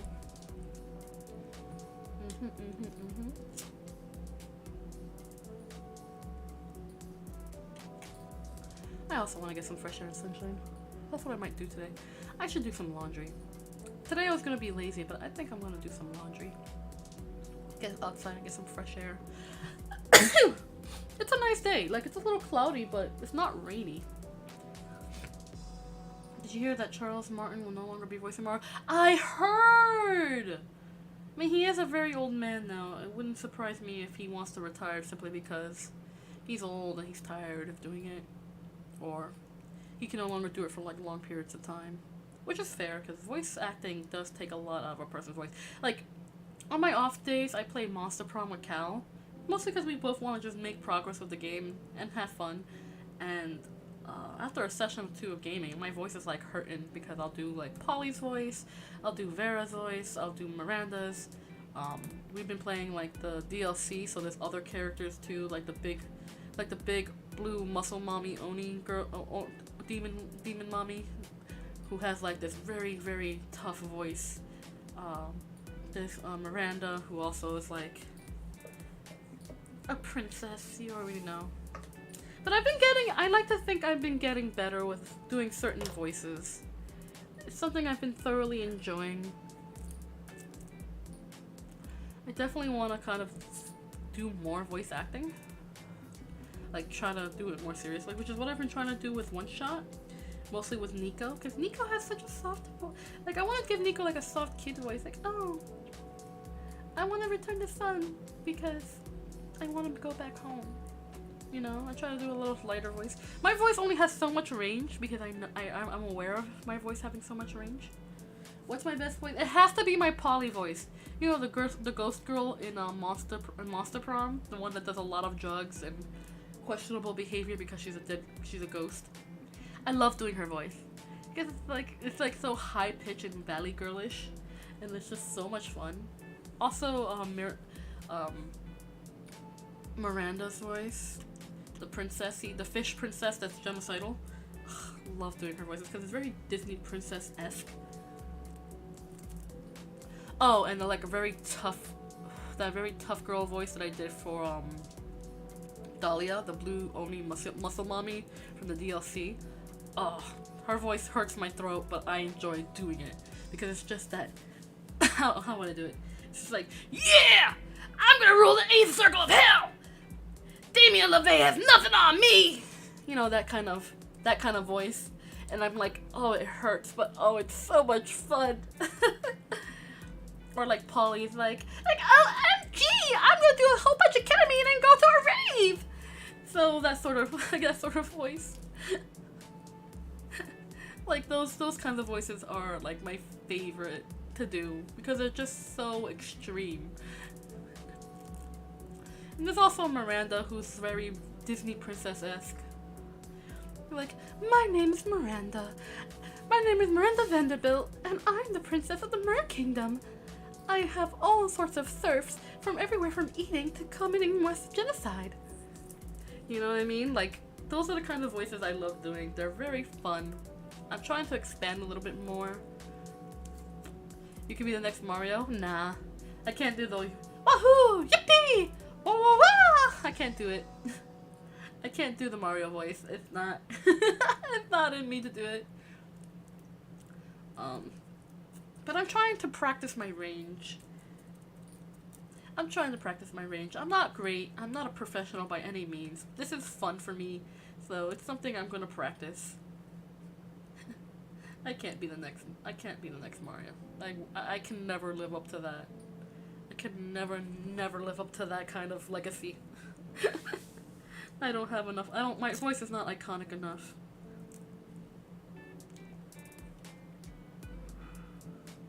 But it's fun. I have some form of range. I can do some kind of voices. I'm trying to do more like I try to do Vera, who I feel comes off as more sultry and uncaring, a little bit harsh. But I can't really get that. I can't really maintain that. Because I would be like, my name is Vera Oberlin. And I only care about investments that make me rich. Like, I can only go so far because then it varies. Because when I play Monster Prom, I'm not typically going for Vera. She's one of my least favorite characters. She's a great character, but she's one of my least favorites. So I don't necessarily voice her often, or try to maintain, or try to practice her voice often. So it's kind of just one of those. It's just one of those things. It's fun though. It's fun. I thoroughly enjoy trying to exercise my range in doing that. It's fun. Because I would love to do like voiceover projects someday. You know, some voice acting work. Not anything huge. Like I would never be the main character of a show. But maybe a small one-line cameo here and there.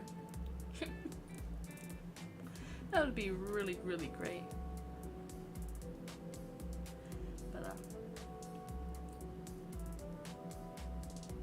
But yeah. Lots of fun. Maybe do kids' voices too. I remember I did a little voice acting when I was playing Mad Father, because I was reading the girl Aya's voice lines, and I wanted to do something like kiddish but very sweet and kind of like very sweet and high pitched and light. Like I have to go rescue Father. I don't want Father to be lost and alone. Like, no, this isn't true. I don't want to be a doll. So that sort of kind of high pitched voice. I think that's what started it for me. And now I just want to keep doing more. You could do those Twitter VA accounts that shitpost me captions. I could, you know. I could, but that's work. That's work. I don't know. It'd be fun to kind of really start expanding my range more, like doing more voice acting. I think now with playing the essentially new game plus of One Shot, I think I might try to exercise that more. Kind of keep Nico's voice that soft, high pitch, kind of like my normal voice, but a little more high pitch. Kind of keep it softer like that. Maybe try for the other characters, because when I played through it the first time, I didn't really try. I was kind of on my guard because the game trolled me in real life. So I was like, I'm very guarded. So now that I know what to expect through this version of the this version of the playthrough, I'm gonna try putting some effort. I'm gonna try and put in some effort. I did the beep boop voice for like robots and stuff, but I want to try and put a little more effort. It'll be fun. I don't know. I like the idea of being able to do things like that. expand my talent repertoire. I don't know. I would love to do it though. A lot of fun.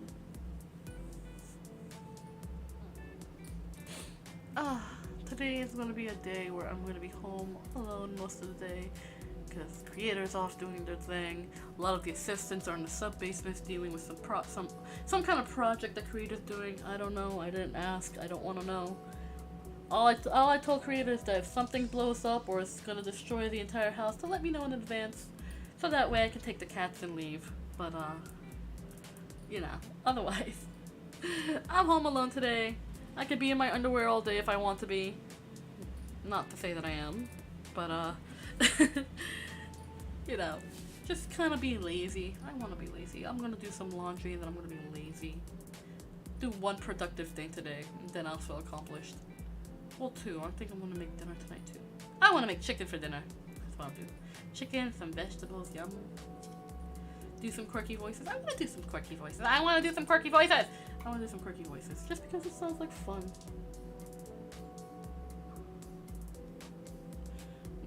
Sunlight's coming through my window right now. It feels so good. It hurts, but it feels so good. Damn my photosensitivity. I forgot. I'm gonna have to put on some sunblock before I go outside. I'm underwear. I'm under the table. You know, half under, half over. I'm very short, okay? I'm very short, so whenever I sit at a table, I stop at like boob height, and I'm just like, ugh, fine. The curse of being short.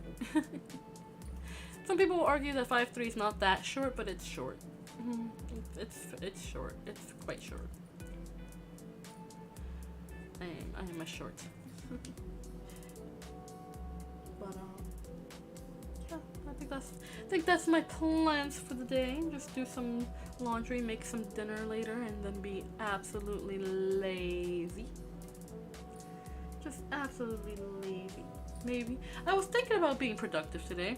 Cleaning and reorganizing my room, but I'm gonna wait because I have some stuff that I want to get rid of, and I'm probably gonna do so soon. Once I get things a little bit more organized. 5'3" is incredibly short. I'm a foot taller. Ah, curse you for being tall, and bless you because you can reach things I can't, and curse you because damn it, I'm always the short one. Fun fact, I'm always the short one in my friend groups. No matter where I was, whatever friend group it was, I'm always the shortest one. Damn my tall friends! I love them though. But they're all taller than me. Even my bestie's friend Freya, she's like my sister. I love her to death. She's taller than me too. Everyone's taller than me. I am so short. I am a short.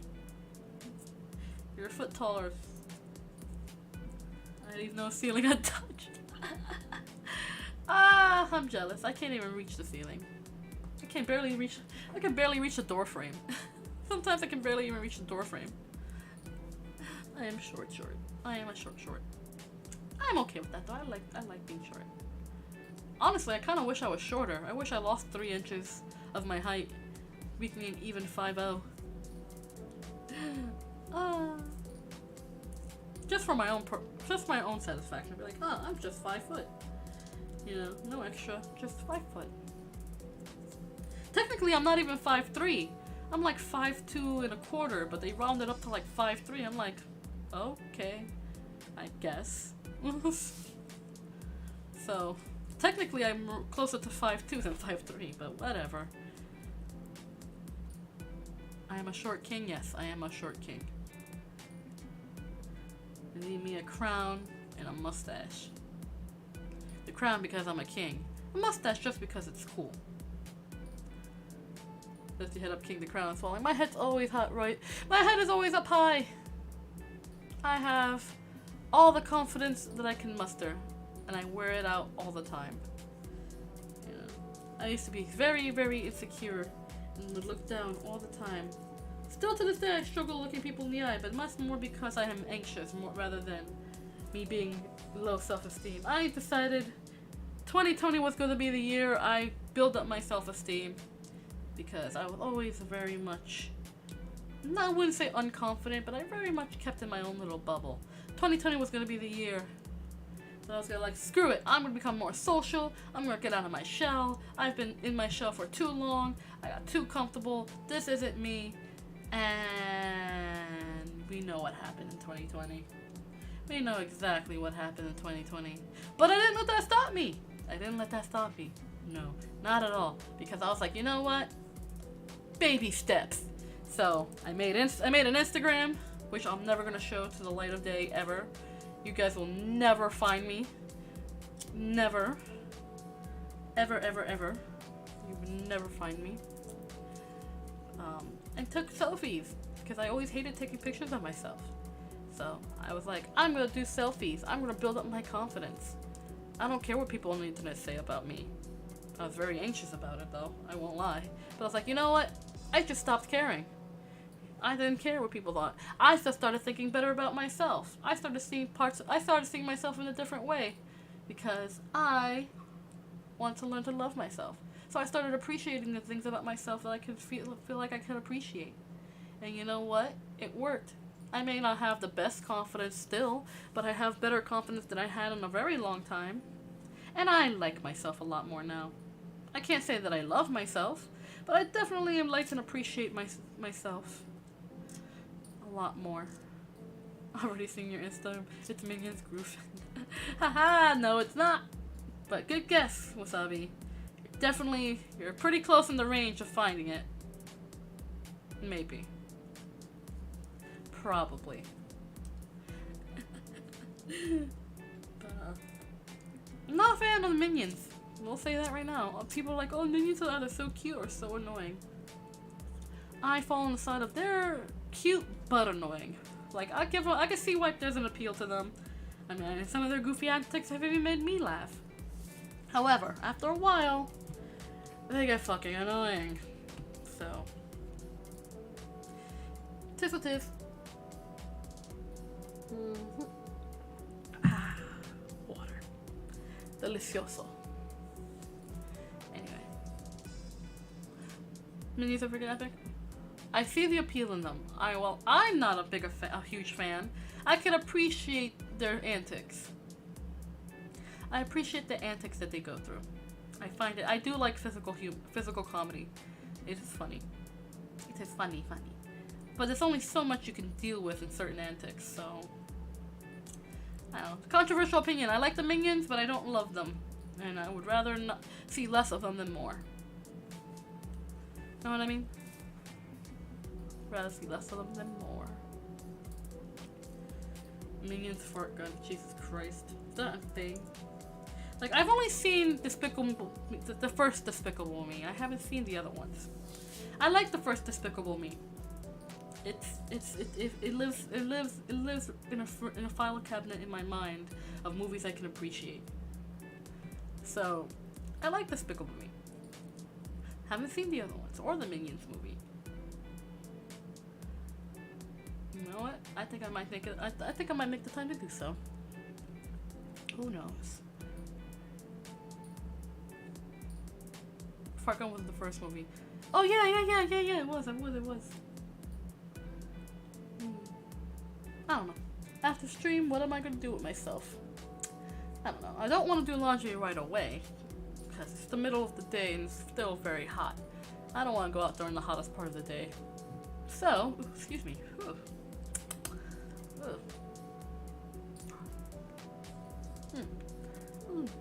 I'm glad I took my stomach medicine. That would have been completely painful for indigestion. Aha! The Minions Rise of Gru is actually a slapper of a movie. I'll have to give it a chance.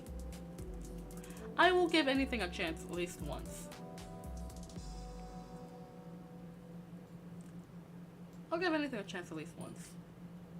So I'll give it a shot. Maybe I'll watch movies today. Maybe I'll game or something. I want to game a little bit. Just do a little bit of gaming. A little silly fun time gaming. Excuse me.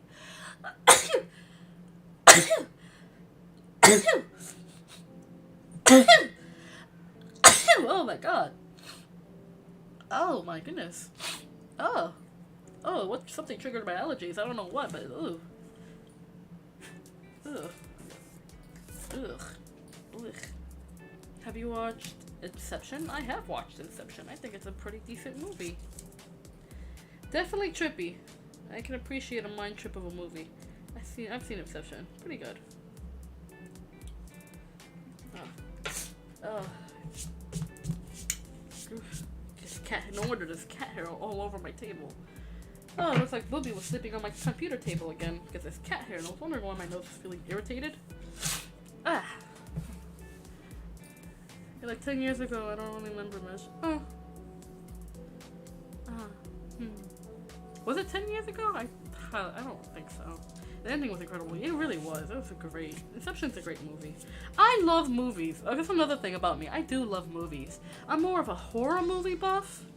But since there hasn't been a really decent horror movie out in like a while, and I'm talking about a while, I don't see as many anymore.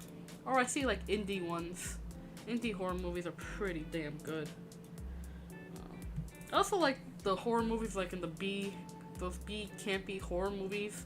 Those B horror movies that are super campy and lame, but also very, very campy and very, very like low budget with the gore and the spooky. That's my favorite. That's my junk food movies. Like, I love movies that are so bad that they're good.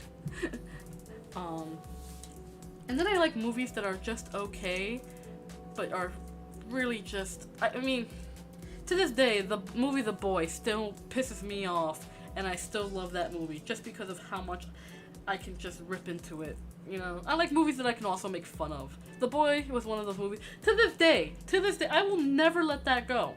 I brought it with me when I started this channel, and I'll take it with me when I die. I will forever hate and love the movie The Boy. Okay, it's just so terribly bad. You know, it's not. I say it's terribly bad because I am a horror movie buff, and if I'm gonna get a horror movie, I will expect to get actually scared at some point, or at least have like, oh, the anticipation that something's gonna happen crawling down my back. That movie, everyone's like, oh, it's scary. No, it's not. It's not scary at all. I saw it coming from a mile away, and honestly, the only thing I liked about the movie was the antagonist himself. Okay, that's the only. No, he was only on screen for maybe 15-20 minutes out of the movie. Ugh.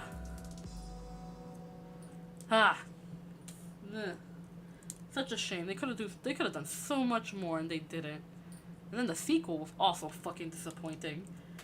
So goddamn disappointed that it made me angry. Was that when Leonardo DiCaprio did the spinning top? And yes. Christopher Nolan says that the point isn't whether it falls or not, but rather that Leo doesn't care anymore whether it's real or not. Fair. I love all choreographed action scenes in the movies. Unironically, it makes me tear up. Dude, then what? Have you ever seen *Malignant*? Oh. The action scenes in *Malignant*, so good. So, like, I give props to whoever did all those stunts, because holy shit. Holy shit. Holy shit. Holy shit. Holy shit. So good. I loved *Malignant* as a movie. The ending, though, made me angry. Unreasonably, illogically angry. Because it was just, you had such a great movie, and you ended on that ending.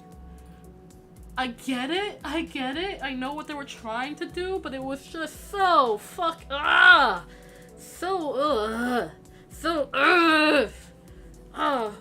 It took that movie from a good solid 9 out of 10 to like a 6. And I was like, that's so disappointing. Have you heard of the movie Skinamarink? I've seen it. I love it.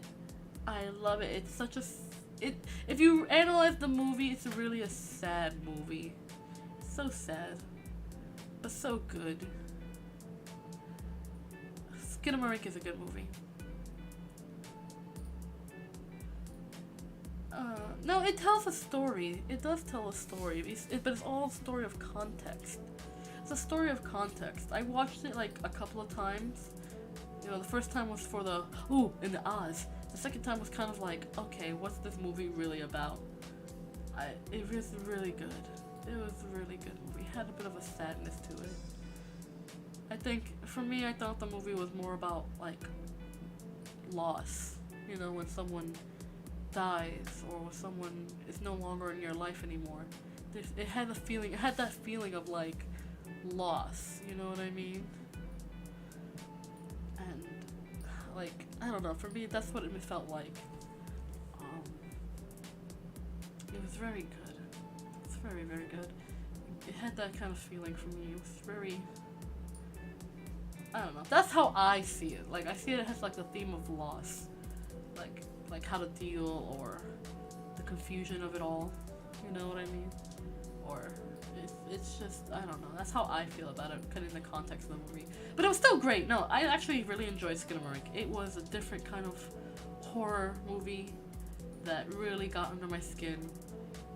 I loved it. I loved that kind of like near psychological feels of it's almost like, yeah, it's like atmospheric and psychological, because it's like nothing's happening, but when something does happen, it's like your mind isn't sure if it's something happening or not, because of the anxiety and the anticipation and waiting for the shoe to drop kind of feeling, you know.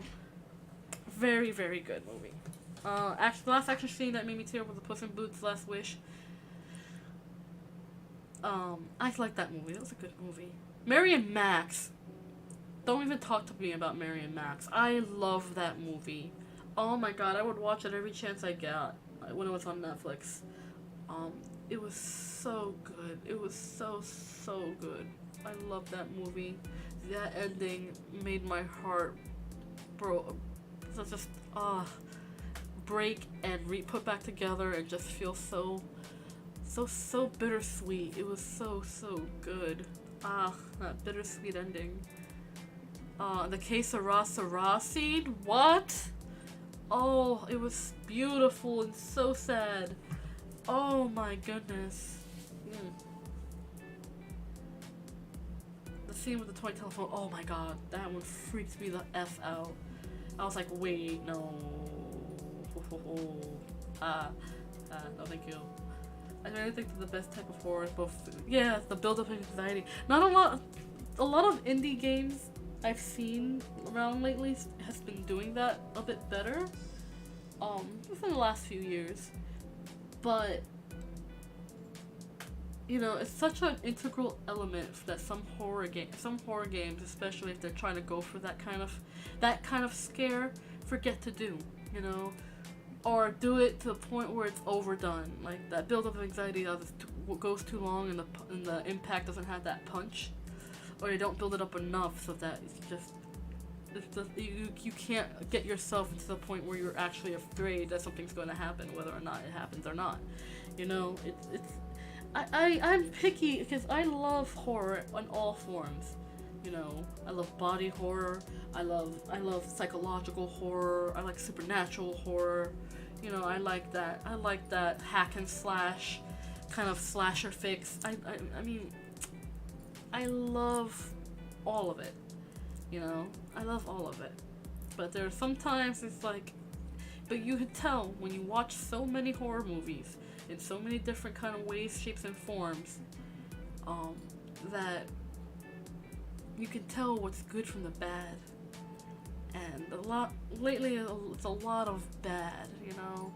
Like, yeah, the production is great, but all these tropes, all these timings, all these build-ups that lead to almost nothing, you know? All these trips and these tips and tricks that don't make sense in the grand narrative and are only there for either shock value or for just for a creep factor. It's like, there's no need to overdo it, you know? Sometimes there is such a thing as being overdone. You know, it's all about timing, you know what I mean? Especially when you're doing something like an anxiety buildup or a psychological trip. Let's see. Cool but old game I know that does is the SCP, yeah, 087B. I like that one because it's just an endless staircase. It's just an endless staircase with dark audio and weird sounds and the threat of something being there without being there. Listen, I love me my SCPs, okay? You give me the SCP archives, I will sit there and read them or listen to them all day. I actually listen to them now because there's a podcast that does it. They're called the SCP archives, and they do readings and narratives for SCPs, and I listen to them constantly. They are so good. I might end up doing that now. I might just not now, but after stream, just put on some archives, get to crocheting, and relax. Even though Uncut Gems isn't a horror and anxiety in that movie, yeah, Uncut Gems is great. You essentially just descend a super long flight of stairs in the dark and hear wild. Yeah, that's exactly it. That's what makes you piss about more horror movies, right? Yeah, don't. Sometimes there's such a thing as too much. There's such a thing as too much, you know. And then you've got these premises for horror movies that don't make sense. Like some years ago when the Bye Bye Man came out, I was like, oh, that looks interesting. A coworker of mine wanted to go after our shifts to go see it. I was like, yeah, sure, what the hell, right? You know, because we were friends. So I was like, yeah, sure, what the hell, go see it. And I was so severely disappointed. And there were actually people like oohing and eyeing, gasping at the movie like it was actually scary. And I'm sitting there laughing my ass off. I'm like, bro, what is this movie? What is this movie? It wasn't even scary. I didn't even feel no anxiety buildups. I felt nothing. I just sat there and laughed at the movie and made fun of it. My buddy was like, yeah, this is not scary. We were both severely disappointed. I was like, bruh. Are you kidding me? Are you kidding me? This shit sucks. Like, that was the last time I saw a scary movie in a theater. Because I was just like, it's not scary at all. This is lame. Oh, this is lame. Yeah, modern horror movies just suck. It's all gimmicky. It is all gimmicky, you know? And they do too much. Like I said, it's either too much, too little, not enough build-up, too much build-up. It really is like a balancing act that most horror movies don't do anymore. Especially if you're going for that kind of horror, you know? Like, it's just, It's either unnecessary gore or frequent illogical jump scares that ruin the mood. Exactly. I'm looking forward to the Five Nights at Freddy's movie. What I've seen from both behind the scenes and from like the trailers and stuff from the movie, it looks like it's going to be fantastic. I wouldn't put it so much scary, but it's definitely gonna be a spooky ride, and I'm anticipating it. This, like, they got the Jim Henson Corp here doing this, so you know those animatromos are real and in person. They're not CGI at all. I saw some behind the scenes photos, and dude, they are massive puppets. Holy shit, they are huge. Like, you see a person standing next to them, have to be around my height or a little taller, and you got Freddy there just hulking it down like a fucking giant bear. Like, holy shit, it's gonna be fantastic. I'm looking forward to this. The special effects are gonna be all physical, practical effects. I'm just, I'm throwing my panties at the stage. It's so good. I am excited, and I'm gonna be so angry. Guys, you guys are gonna be the first to hear how I feel about that movie after I see it. Okay? You guys are gonna be the first ones to know about my feelings about that movie, because, oh boy, you guys know I'm not gentle. I will rip into it if it's so disappointing.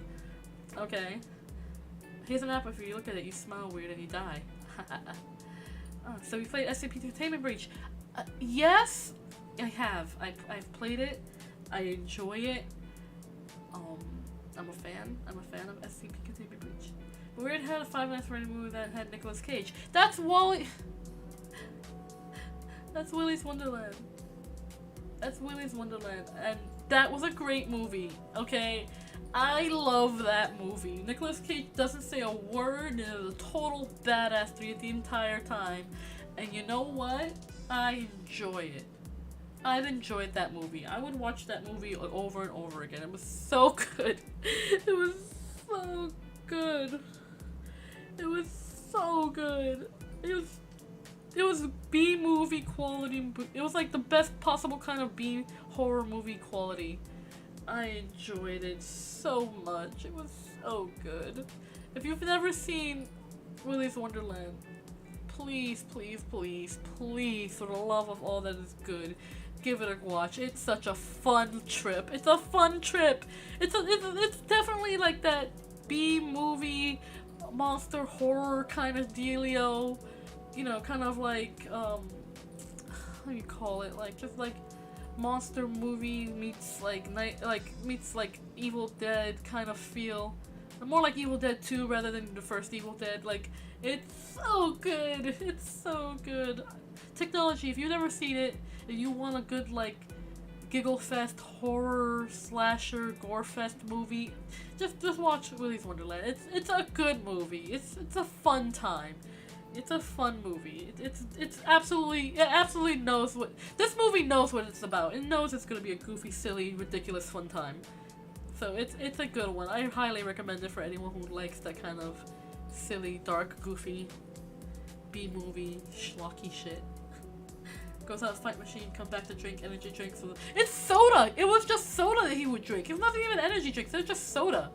He would do his job, take his 15-minute break, you know, play pinball, drink a soda, ignore literally everything that's happening because yeah, I'm on break. And come back to take care of shit and get shit done. It was the best badass. It's the best sense of badassery ever. Like, that's how I was when I used to work those kind of jobs. Just like, I'm on break. Oh, but I need you to. I don't care. I'm on break. Oh, excuse me, miss. Where can I find that? Nope, sorry. I'm on break. Don't care. Just don't do shit for the next 15 minutes. Yeah, it's like genuine B movie where he's not trying hard to be the artificial, it's so bad it's good. Like, it's, yeah, exactly. Like Sharknado. Sharknado I find to be hilarious. It's supposed to be a horror movie? I don't think so. It's just funny. It's like Sharknado and tornado sharkies. It's funny. It's funny. It make me go ha ha ha. Like, I just love good movies. I like good movies, and I like movies that are so bad it's good, or trying to be so bad that, like, if you it's hard to fuck up. It's so bad it's good, but Hollywood has found a way to fuck it up so badly, you know. They find a way, and I get disappointed sometimes. That's why I don't really go to movie theaters anymore. Like, I don't go to the movies unless I'm like invited out, because it's just like I'm so disappointed at the movie selections we have now. Not all of it is good. And I like to see a lot more indie stuff from like independent creators. That's why I love looking at stuff on YouTube, because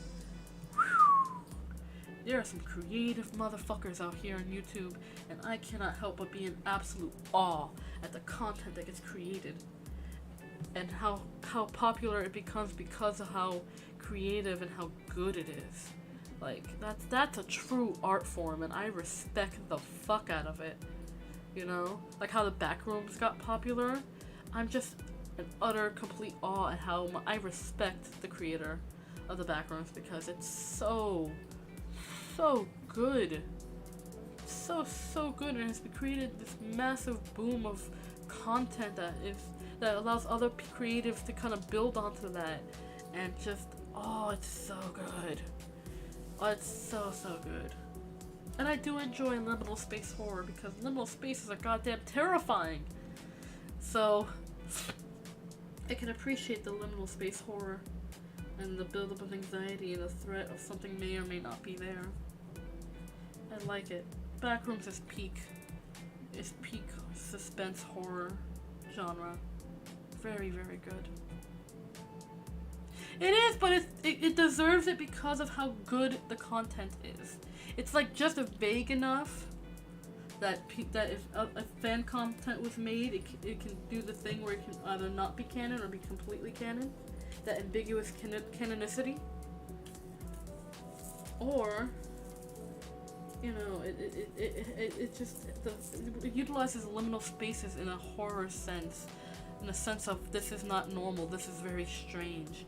And it builds a different kind of anxiety, that primal anxiety that all humans have when something is uncomfortable to look at, and that instills fear, that because it's to our animalistic brain, it's not human. It's like that uncanny valley effect kind of feeling, where you know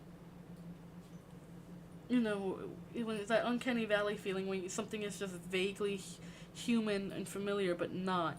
You know, that kind of sense of dread of something familiar but foreign.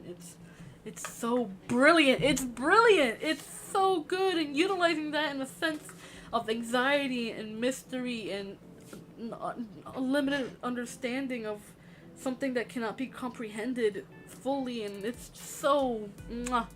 It's so mwah. It's so chef's kiss. Just mwah. I love it. I love it so much. It's so good. So good.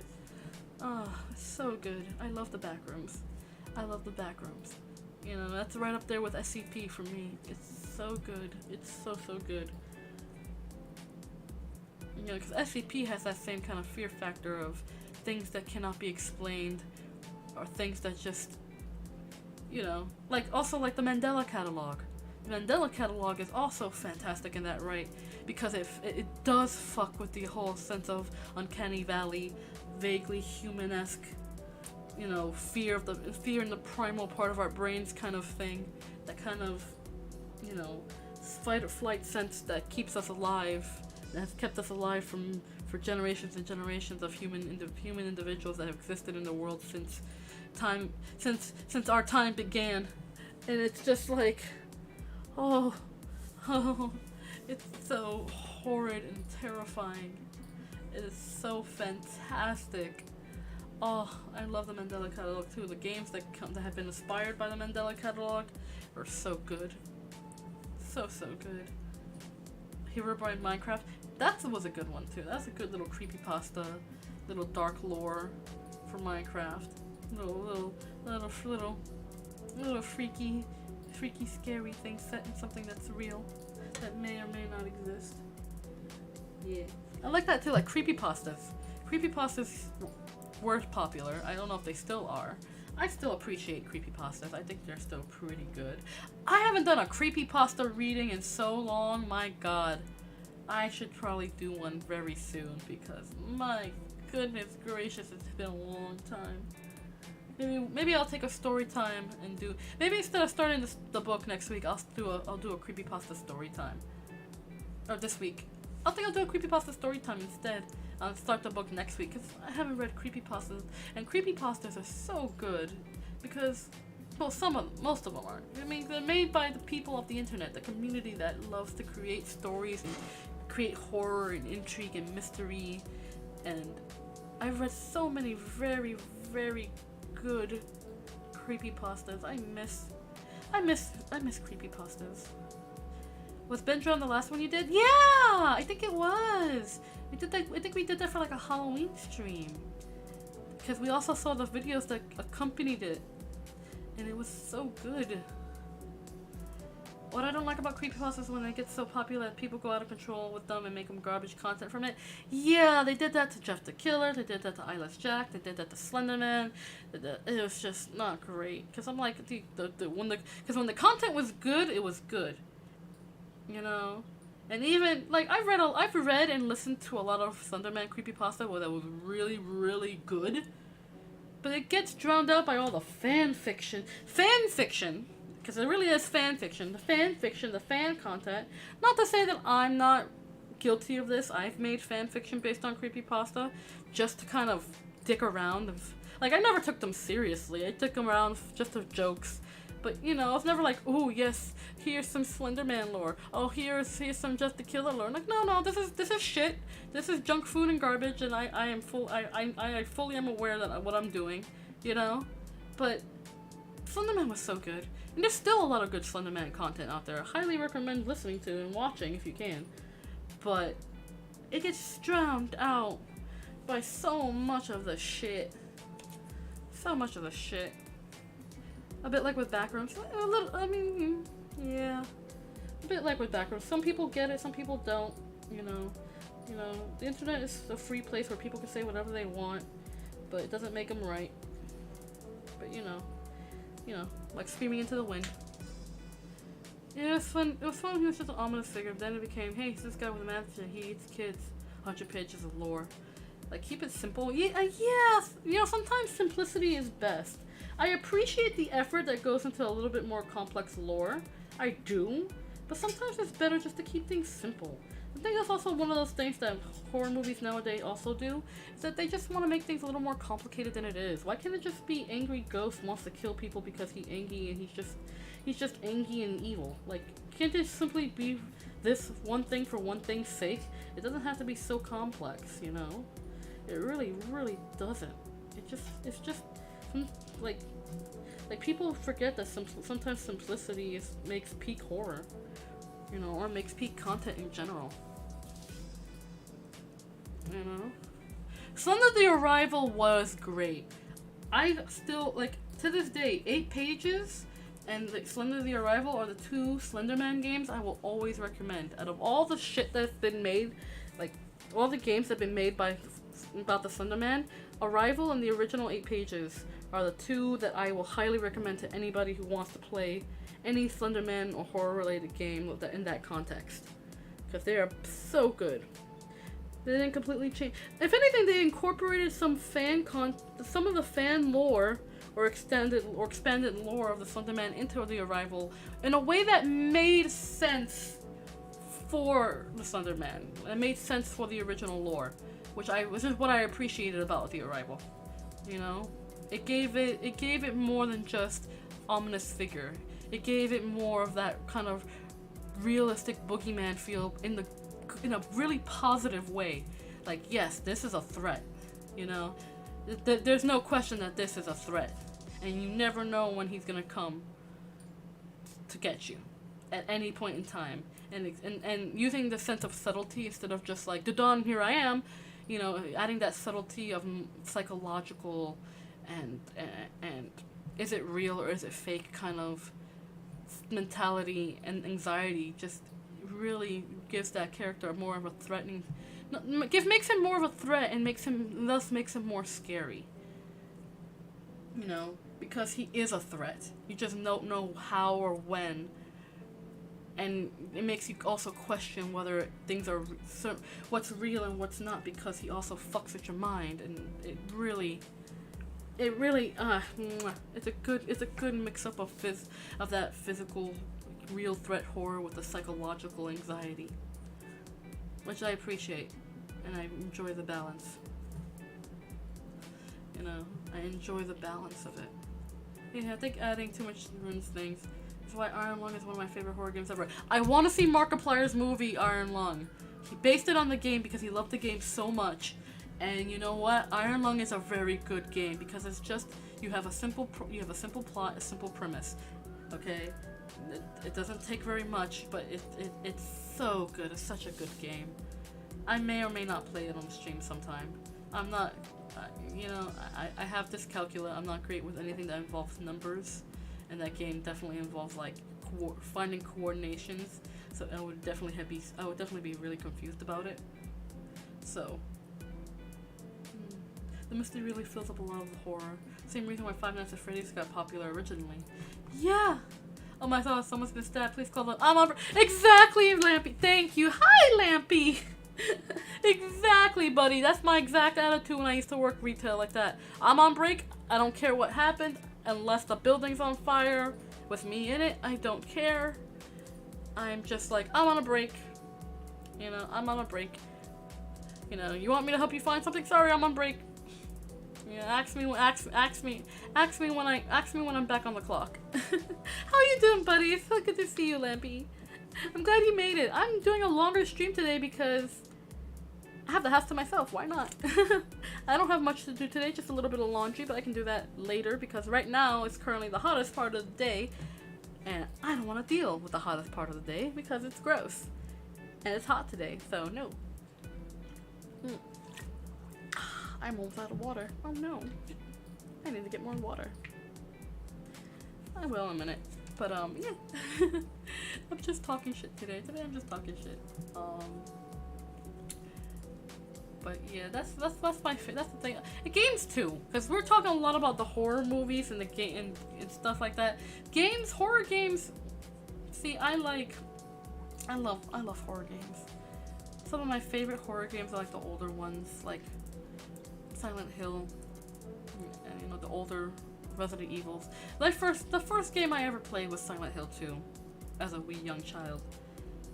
Probably not the best games for a wee young child to play, but I played it and I loved it. I was always a kid that really loved horror movies, and horror content. There'd be times I'd watch a movie with Creator and it's supposed to be scary. As a small kid, and he would cover my eyes. I'm like, no, I want to see it. Like, I remember watching The Sixth Sense as a kid for the first time, and that scene where where Haley Joel Osment sees the hanging bodies. My parents were, my parent was like, the Creator was like, cover the eyes. And I'm like, why? They're just there. They're like, it's like, oh, this is not something a kid should see. Oh well. I was too scared to watch anything remotely scary. I feel that. It's not for everybody. I was a weird kid. I liked horror movies and drinking coffee, like I do now. Much hasn't changed. I was a very strange child. Okay, I would love watching horror movies and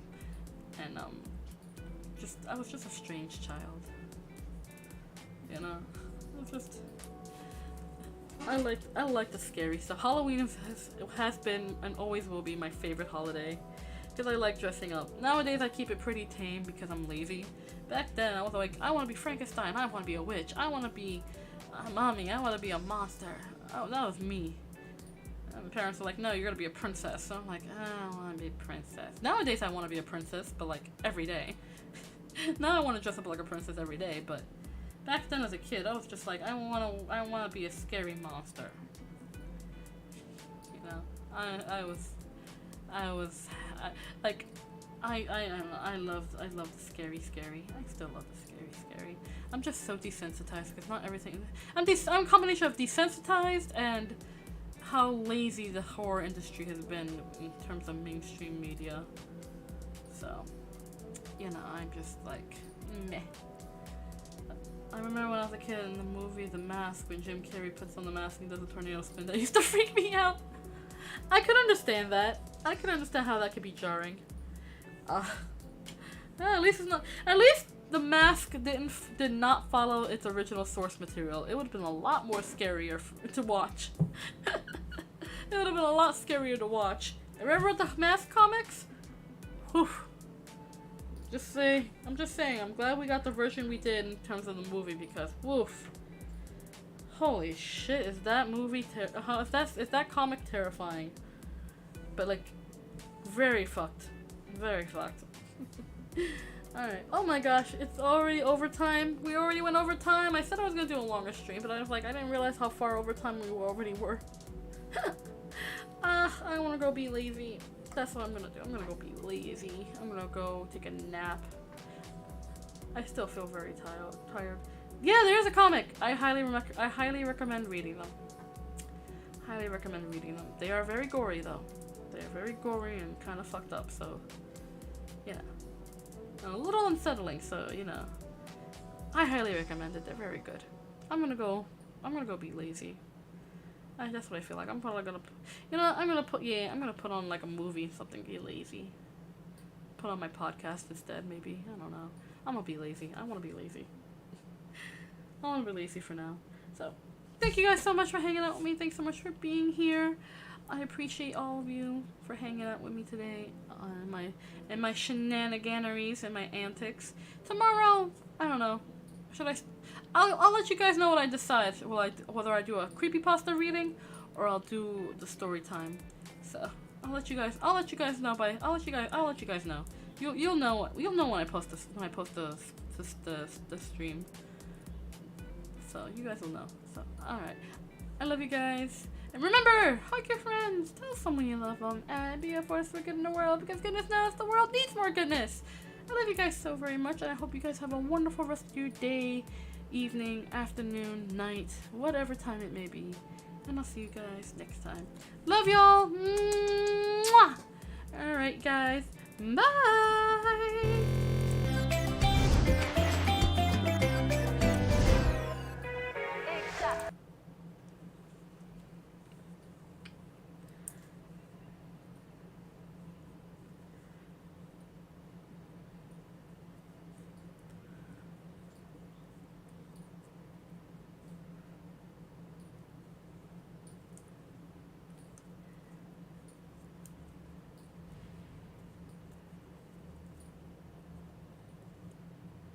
It's story time.